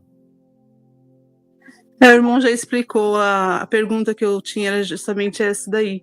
Se esses sacrifícios lá do Velho Testamento seria uma preparação para a chegada de Cristo, que lá na frente iria se rasgar o véu, né? E não teríamos mais que ter que passar, entrar no Santo dos Santos, né? Que só era o sacerdote que entrava lá, né? Então, a minha pergunta era justamente se esses sacrifícios era essa preparação para a chegada de Jesus, onde teríamos essa liberdade de estar na presença de Deus, sem precisar de todo aquele sacrifício, de todas aquelas ofertas do passado. Exatamente. Também tem isso. Deus, ele usa a regra da lei para mandar o Filho vir morrer por nós. Entenda que Jesus, se morresse na cruz sem que existissem essas regras da lei, ninguém ia entender aquilo e aquilo não ia valer de nada. Então, é uma preparação sim também, ou seja, todas essas regras da lei, Deus está preparando essas regras para, por meio destas regras, ele vir mandar o Filho e morrer por nós. Então, vocês podem ver que todo o nome que é usado no Novo Testamento, que se refere a Jesus pagando os nossos pecados, da onde que vem a origem desses nomes? Do livro da lei: resgate, remissão, cordeiro, imolado, né? Todos esses nomes ele remete à regra da lei. Só para vocês entenderem, em rápidas palavras, tá? Por que Jesus nasce no ventre de uma mulher virgem? Entenda uma coisa, irmão. Se vocês forem olhar na genealogia, lá não fala que a mulher gera, é o homem que gera. E eu vou explicar para vocês. Lá fala, João, eu vou inventar os nomes. João gerou Francisco, que gerou Caio, que gerou Rodrigo. Eu vou explicar para vocês. Por que gera? É porque do homem que sai a semente da cópula. A semente caindo na mulher, ela gera outro homem. Então, é da semente que vai passando do homem para outro homem. Se nasce uma mulher, a mulher não passa a semente da cópula. Ela vai receber de alguém, de um outro homem, né, que vai dar sequência. Então, entenda, irmão. Adão e Eva, ele se contamina inteiro no pecado. Então, aquela semente da cópula está contaminada com pecado. Então, o homem que for gerado dali, ele é gerado no pecado. E o outro homem que for gerado dali, é gerado no pecado. E assim vai. Nós todos somos, a gente vem dessa, como é que fala? Dessa porção do pecado. É por isso que Deus, não é porque Deus quis fazer uma manobra, sabe, uma firula. Deus manda Jesus nascer de um ventre de uma mulher virgem, justamente para ele não receber o pecado de Adão e Eva. Ou seja, ele não poderia nascer da semente da cópula, porque senão ele ia ter pecado sobre si também. Então, para Deus não permitir que a semente da cópula entrasse em Maria, quem faz a função da semente da cópula ali é o Espírito Santo, por um milagre. Então, Jesus ele é gerado sem pecado. Ele não descende. Então, se vocês forem ver a genealogia, eu vou até abrir aqui para vocês. Vamos pegar aqui, Mateus, ó. Mateus. Entenda, são detalhes pequenos, gente, mas que a gente, olha só, em Mateus está falando assim, ó, já perto de Jesus, ó, Eliúde gerou Eliezer, é o homem, por quê? É semente de cópula que gera semente de cópula, ó. Eliezer gerou Matã, e Matã gerou Jacó, esse aqui é o vô, ó, Jacó. Jacó gerou José, marido de Maria, da qual nasceu Jesus. O que vocês perceberam aqui? Não está falando José gerou Jesus. Falando José é marido de Maria, da qual nasceu Jesus. Então, ele não nasce da vontade do homem, humana. Então, aquela pequena sementinha que está contaminada com pecado, não gerou Jesus, ou seja, não teve função na geração de Jesus. A mulher, vocês podem ver que o homem, quando está sendo gerado, mas ele está sendo gerado em uma cápsula que está protegendo o garoto da mulher, ou a moça. Por quê? Porque o corpo da mulher, se não tiver essa cápsula, ela vai entender que aquilo é um objeto estranho e ela vai pôr para fora. É normal, o nosso corpo expele. Então aquela capa está protegendo a criança dos anticorpos do corpo da mulher. Dos anticorpos. Então Jesus ele está sendo gerado ali, mas totalmente livre. Né? Ele não veio da semente de cópula de ninguém e ele está sendo gerado. E eu vou fazer um vídeo explicando isso para colocar lá no meu canal, porque tem um senhor lá que ele não entendeu isso, porque eu falei assim rapidamente e fez um vídeo lá falando de mim e eu vou respondê-lo para explicar para ele, tá? Eu nem entendi porque nós chegamos nisso. O pecado, tá? O pecado que passou, aliás, as ofertas, né? As ofertas é para expiar o nosso pecado, a mentira que eu contei, sabe? A coisa errada que eu fiz, aquele sacrifício era eu respondendo pelos meus pecados. Tá, joia, Deus vai morar aqui no nosso meio, eu consegui me santificar, mas depois que morria, estava todo mundo condenado. Todo mundo. Quando Jesus morre, gente, ele resgata, não é só os que estavam naquela época para os dias de hoje. Ele vem resgatar todos, até os de Adão, até o último homem, porque estava todo mundo condenado. Todo mundo condenado. Ninguém ia se salvar. Nem os que morreu antes dele. Então Jesus, ele vem resgatar, quando a Bíblia fala que ele vem resgatar toda a humanidade, é toda a humanidade mesmo, desde o primeiro homem.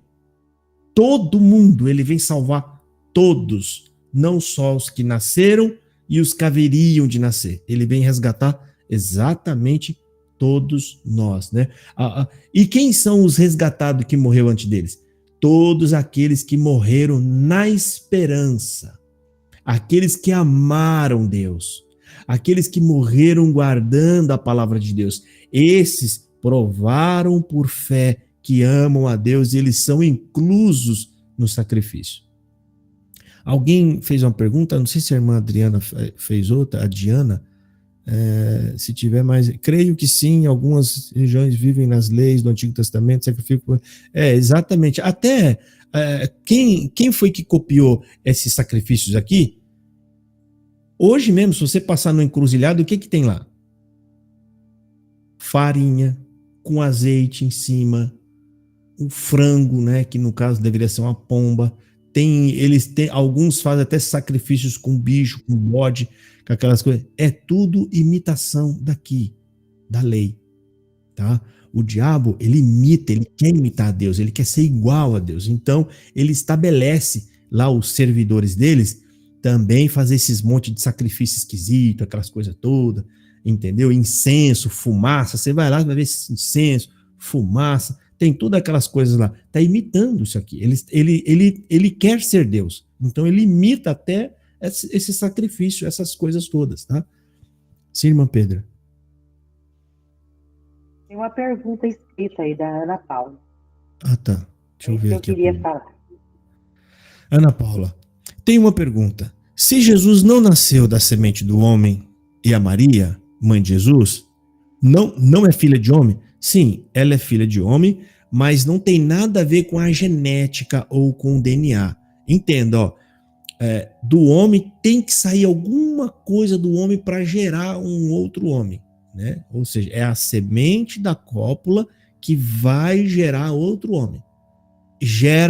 Aí vamos supor, essa semente gerou uma mulher? Sim, ela não vai depositar semente, mas ela está sendo gerada para quê? Para receber semente da cópula de um outro homem, que esse outro homem veio vindo de algum outro homem que gerou esse homem que vai gerar a semente da cópula nessa mulher também. Então, quando você faz o rastreio, vai dar em Adão.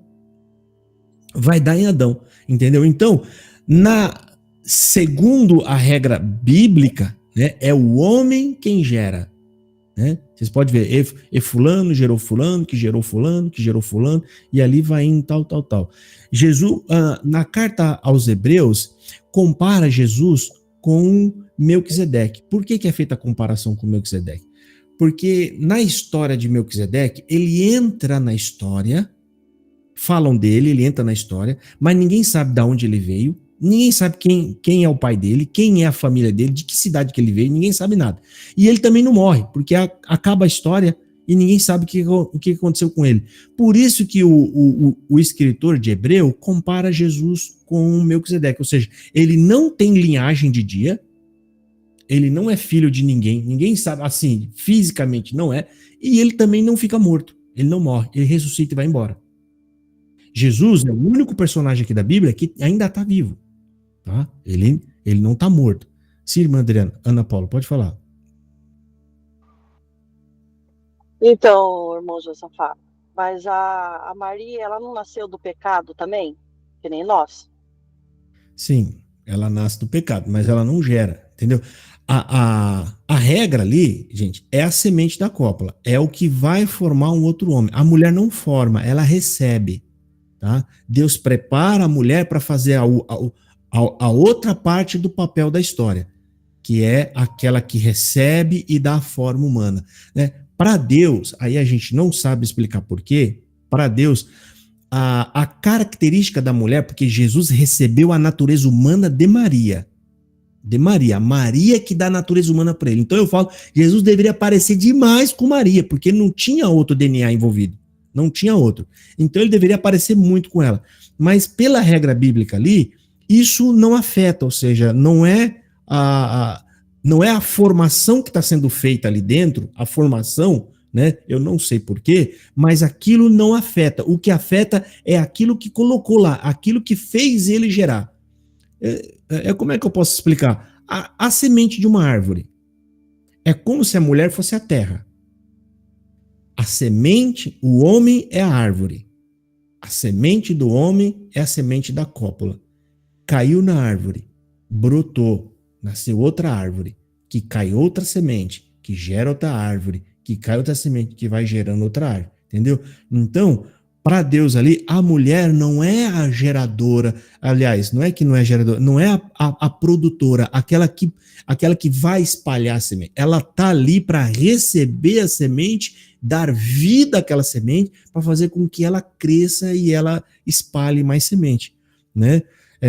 É por isso que na árvore genealógica, a primeira vez que eu li, eu falei, mas não era para ser a mulher, para ser homem. Quer dizer, não era para ser o homem, era para ser a mulher, né? E Maria gerou Isabel, e Isabel gerou Francisca, e a Francisca foi gerando José, e tal. Mas não é, Deus trata com o homem, né? É o homem que vai gerando outro homem, que vai gerando outro homem. Aí se desse para nós desenhar, você ia fazer a bolinha, ó. Esse aqui é o homem, a bolinha azul. A bolinha rosa é a mulher. Só o que sai é da bolinha azul.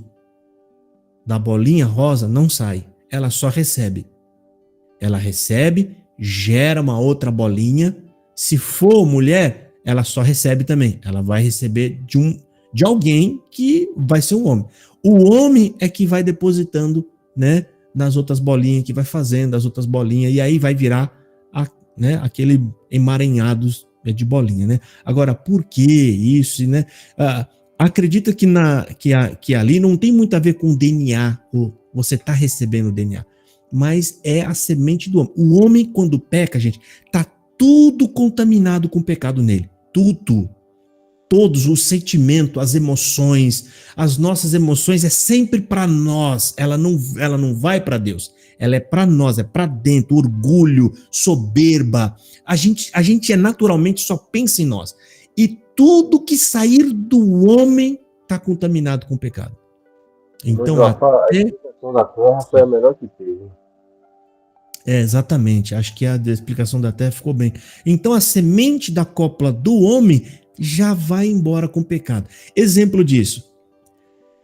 A gente pode até fazer a pergunta: se fosse por conta de um homem ser santo, para poder ser oferecido por Deus em sacrifício, tinha muita gente boa e santa. Exemplo, João Batista.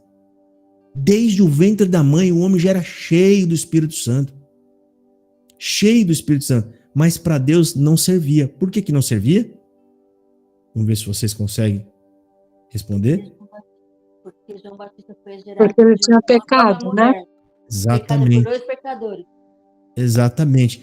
Porque para Deus, o pecado transforma a pessoa em morta. Deus precisa de alguém vivo que morra pelos mortos. Tem que ser alguém que não deva nada para morrer por quem deve.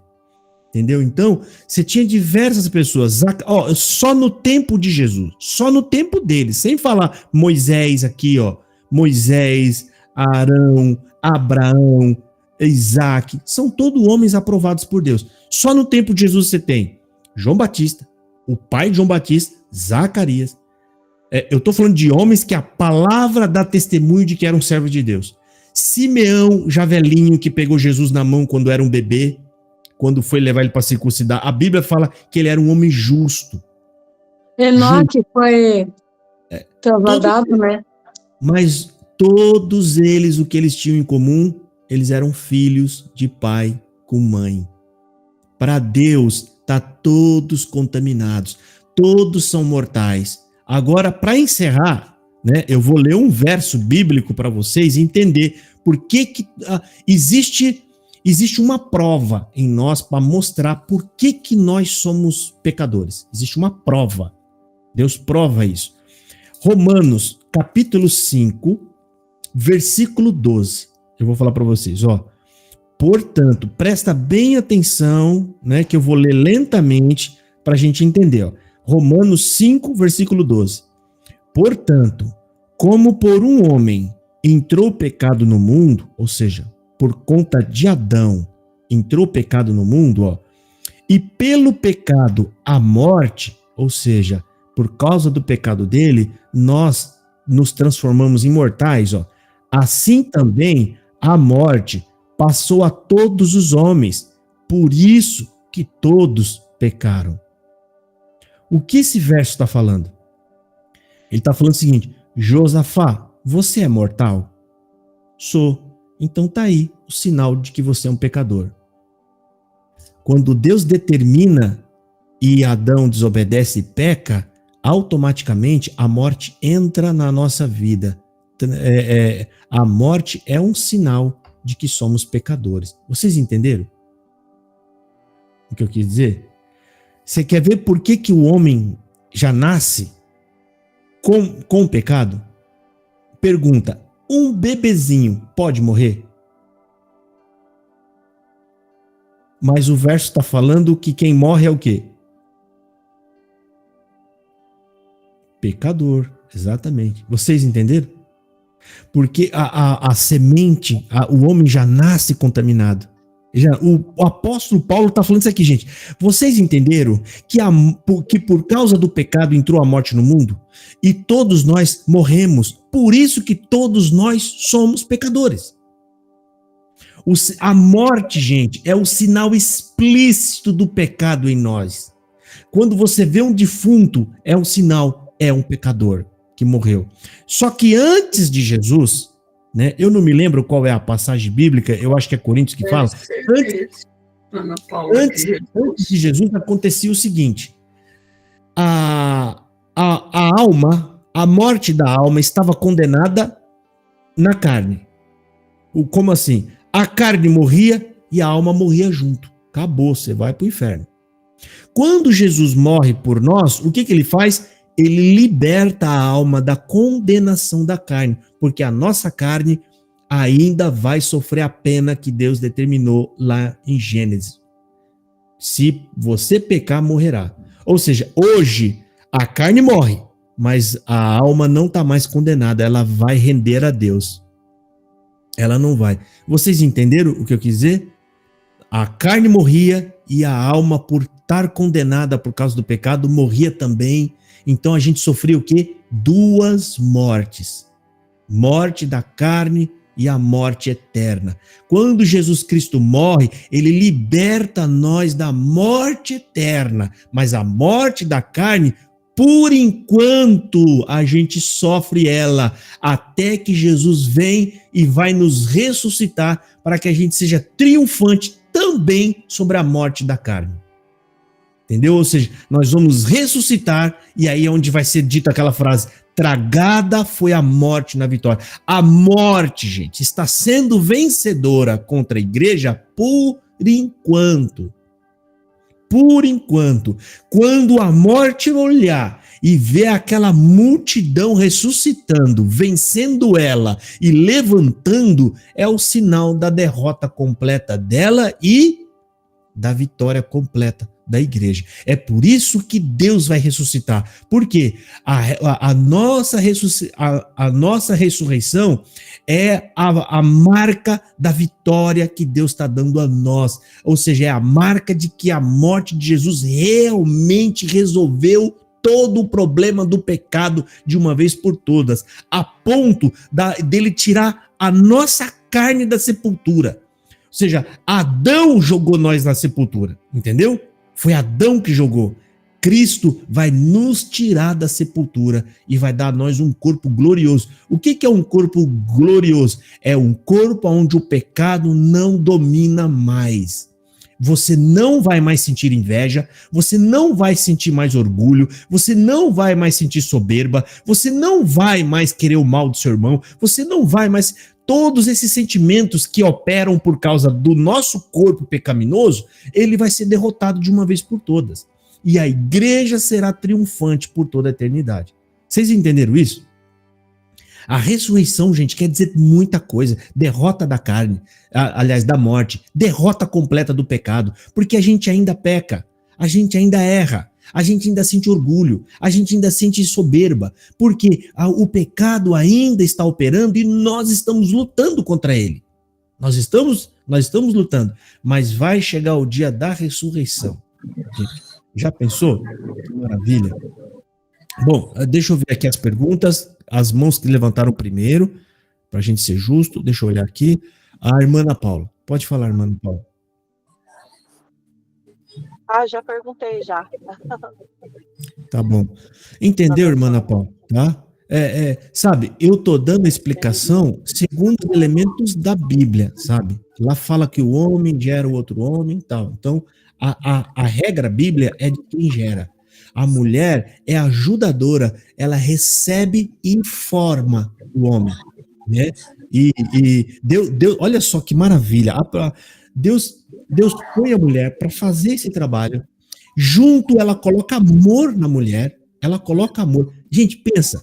Não era para vocês odiar o garotinho que nasce, porque o bichinho vem, deixa vocês gorda, grande, barriguda, nasce, vocês sentem dor, né? Sente dor, coloca aquele bichinho para fora e depois, quando acaba, às vezes vai, que lindo. Que lindo, você abraça e beija.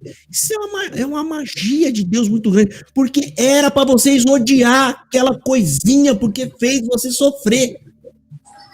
A mulher anda parecendo um pato, eu acho bonita até, parecendo um pato, mas ela tá toda feliz.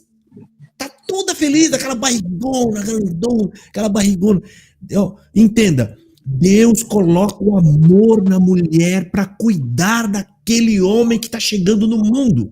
Deus coloca o alimento na mulher, na temperatura certinha, não vai queimar a língua dele, não vai nada, nem frio, nem quente, e faz com que a mulher seja a guardiã daquele homem. A guardiã.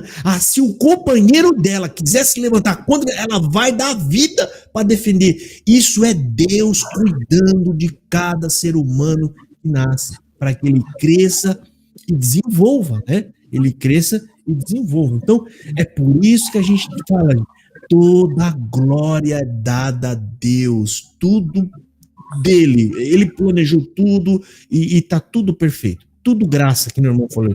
Tudo isso é graça, ou seja, é bondade de Deus, tá? Então, gente, essa explicação que vocês estão tendo aqui, vocês podem ver que eu estou usando Bíblia. Isso é Bíblia. Isso é palavra de Deus, é Bíblia. Sem teologia de um lado nem do outro, de nada. É simplesmente Bíblia, tá? Deixa eu ver o que vai. Bom, é isso. A Ana Paula levantou a mão de novo. Acho que não, né, irmã? Vai baixar a mão? Você quer falar? Então, a irmã Conceição. Pode falar, irmã Conceição. Tá gravando ainda, tá, gente? Essa aula. Irmã Conceição, tem que abrir o áudio. Irmão Josafá, as crianças que morrem, elas não fizeram a confissão de fé. Elas vão ser julgadas? Não, a gente não sabe, irmão. A Bíblia, quando não trata disso, não fala, ninguém sabe. Como que a gente guarda o nosso coração? Entenda uma coisa. Deus, ele é amor e ele é justo. Pode ter certeza. A gente não entende agora, mas naquele dia a gente vai entender que tudo que Deus fez foi justo, foi correto. Não é porque a gente vai querer aceitar. Eu tenho que aceitar. Não. Quando a gente ouvir ele falando, ou a gente vê ele decretando as coisas, a gente, quando olhar, fala, nossa, fez certo, cara. A gente lá na Terra não tinha nem noção. A gente não sabe, tá, gente, como é que Deus vai operar. A gente não sabe disso, tá? Deus conhece tudo, Deus conhece o futuro, conhece o passado, né? A Bíblia também fala da multiforme graça de Deus. O que isso significa? Ninguém pode bater o martelo e dizer o que isso significa. O que essa palavra está querendo dizer é que a graça de Deus se manifesta de diversas formas. A multiforme graça de Deus. O que é isso? Será que o índio que está lá também, que é igual uma criança, o cara não entende nada, nunca viu um ser humano na vida dele, um branco, nada, e ele morre lá, ele vai salvar? Será que Deus não revelou a graça para ele de alguma outra forma? Será que quando ele adora o sol, que é o que ele vê, mas ele não está adorando o sol, ele está adorando o Criador de tudo. Quando ele olha lá, ele sabe que tem um poder muito alto, um poder muito forte que fez todas essas coisas. Então, a gente não sabe dizer, tá? São coisas que a gente não tem resposta, mas a gente sabe que Deus é muito bom e justo. Não sei se salvam todas as crianças, se Deus julga pela sua presciência, ele conhece quem são essas pessoas no futuro. Não sei, a gente não sabe explicar, tá, irmã? Eu não posso te dar essa resposta, viu, irmã? Para ser sincero, tá bom? E se ouvir alguma resposta em algum lugar, irmã, é especulação, porque não está na Bíblia. Entendeu? É alguém que acha alguma coisa. Irmã Beth? Mas eu entendi, como o irmão disse, Deus é justo, né? Deus vai fazer tudo justo, irmã. Deus não é injusto, não é mau, Deus é amor, sabe? A gente não sabe como é que ele vai agir. Ou seja, a gente tem informações aqui que não é aberta para muita. A gente vai começar a questionar ele, né? Mas um livro desse que eu acho até pequeno para contar toda a história, desde a criação até o final de tudo, eu acho que está muito resumido até. Muito, né? E resumido assim, já fazem bastante confusão. Imagina se tivesse mais informação ainda. Quais são as discussões que eles não estavam criando hoje com mais informação, né? Eu tento me abster sempre. Irmã Beth, pode falar. A irmã Beth, tadinha, quase não fala, tadinha. Pode falar, irmã Beth. Tô brincando, meu irmã Betinha. Pode falar. Não, eu fiquei aqui pensando, né? Por isso que Jesus, ele era imortal, né? E quando ele foi morrer na cruz, por isso que Deus teve que se afastar dele para a morte vir, né? Muito bom, irmã Betinha. É isso que eu esqueci de falar. Jesus só morre porque ele toma o nosso pecado e ali ele se torna mortal. Gente, olha só que coisa terrível. O que angustiou Jesus quando ele estava no Monte Getsemane não é a morte. As pessoas acham que é a morte, né? Mas não é a morte, porque ele inclusive estava orientando os discípulos: não temas da forma com que vocês haviam de morrer. Porque aquele que matar vocês vai estar prestando um culto a Deus. Então, não é a morte, tá? Ele não estava com medo da morte. Qual que é o medo, senhor? Exatamente, a irmã Andrei está escrevendo ali, ó. Gente, ele e o Pai é um. Sempre foram. Um. Amor. Um amando o outro. Imagina, Pai, você vai se afastar de mim. Meu Deus, gente, é terrível. Sabe? Deus vai se afastar dele, né? Deus vai se afastar. Então, a gente é tentado ao pecado. Cristo, o que veio sobre ele é o afastamento de Deus, o abandono de Deus. Né? Ele deixar de sentir a Deus, a glória de Deus. A gente não sabe explicar isso, mas ele sabia que para ele morrer, ele ia ter que primeiro receber todo o pecado da humanidade. Ali, Cristo se torna pecador por causa da gente.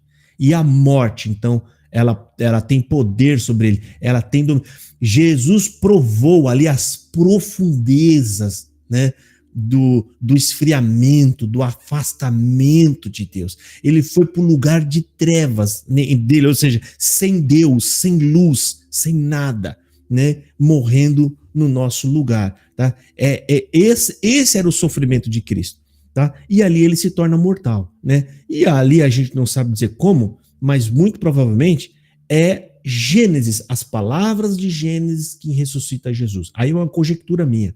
É como se as palavras estivessem dizendo assim: você tem pecado? Não, eu não pequei. Então a morte não pode te reter. Ela retém pecadores. E ali Cristo, então, ele sai da sepultura. Ele não pode ficar retido. Ele não é pecador. Porque quando ele morre, né, o pecado é pago. O pecado sai de sobre o cordeiro. E ele já não tem mais pecado. E ali, então, ele levanta triunfante, que é exatamente o que vai acontecer com a igreja.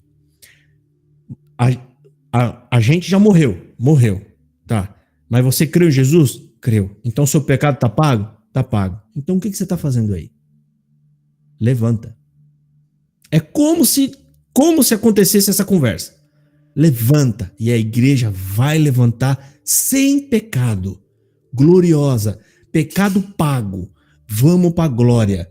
Gente, e aí vai ser a coisa mais maravilhosa. Mais maravilhosa. Corpo transformado, gente. Nós não vamos ser mais caídos. Nós não vamos ter mais esses sentimentos que tem hoje. Sentimento de ira, de revolta, de birra, né, de raiva, né? Não tem mais, esses sentimentos não vai estar mais em nós, é corpo transformado, né? A gente não vai sentir essas coisas com Cristo mais, a gente não vai, é um corpo glorioso, igual do Senhor Jesus, e o problema que Adão e Eva colocou em nós vai estar resolvido de uma vez por todas. E é por isso, é pensando nisso, gente, que nós temos que levar o nome de Jesus adiante para mais pessoas, né? Porque ele fez essa maravilha conosco e a gente tem que contar isso para todas as pessoas. É a nossa tarefa, né? É a nossa tarefa. É o que eu faço lá naquele canal, é o que a gente está fazendo aqui, estudando a palavra de Deus, mas a gente precisa entender essas coisas para poder pregar isso com mais amor, com mais afinco, né? Com mais prazer. Bom, mais alguma pergunta para nós encerrar? Amém, irmã Beth? Deixa eu ver. Tá Bom, tudo bem já. Deus abençoe, Josafá. Gostei do culto hoje. Amém, irmão. Eu vou pedir para a irmã Diana fazer oração. Pode fazer, irmã Diana?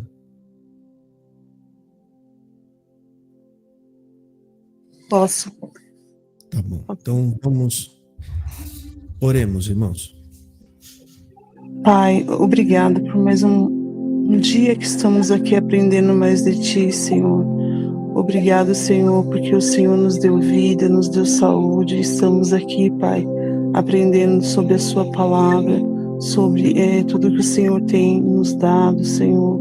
E eu quero que o Senhor abra o nosso entendimento para que nós possamos comer desse alimento que nos dará força, nos dará sabedoria para falar sobre Ti, Senhor, para pregar para as pessoas que estão precisando tanto, Senhor, desse alimento também, Pai. Senhor, eu te peço em nome do Teu Filho amado Jesus Cristo, esteja conosco todos os dias das nossas vidas, Pai. Nós temos a esperança no porvir, Senhor, naquele grande dia, Senhor, em que o Senhor virá, Pai. Eu te agradeço em nome do Teu Filho amado Jesus Cristo. Amém. Amém. Amém. Amém. Amém. Amém. Deixa eu encerrar a gravação.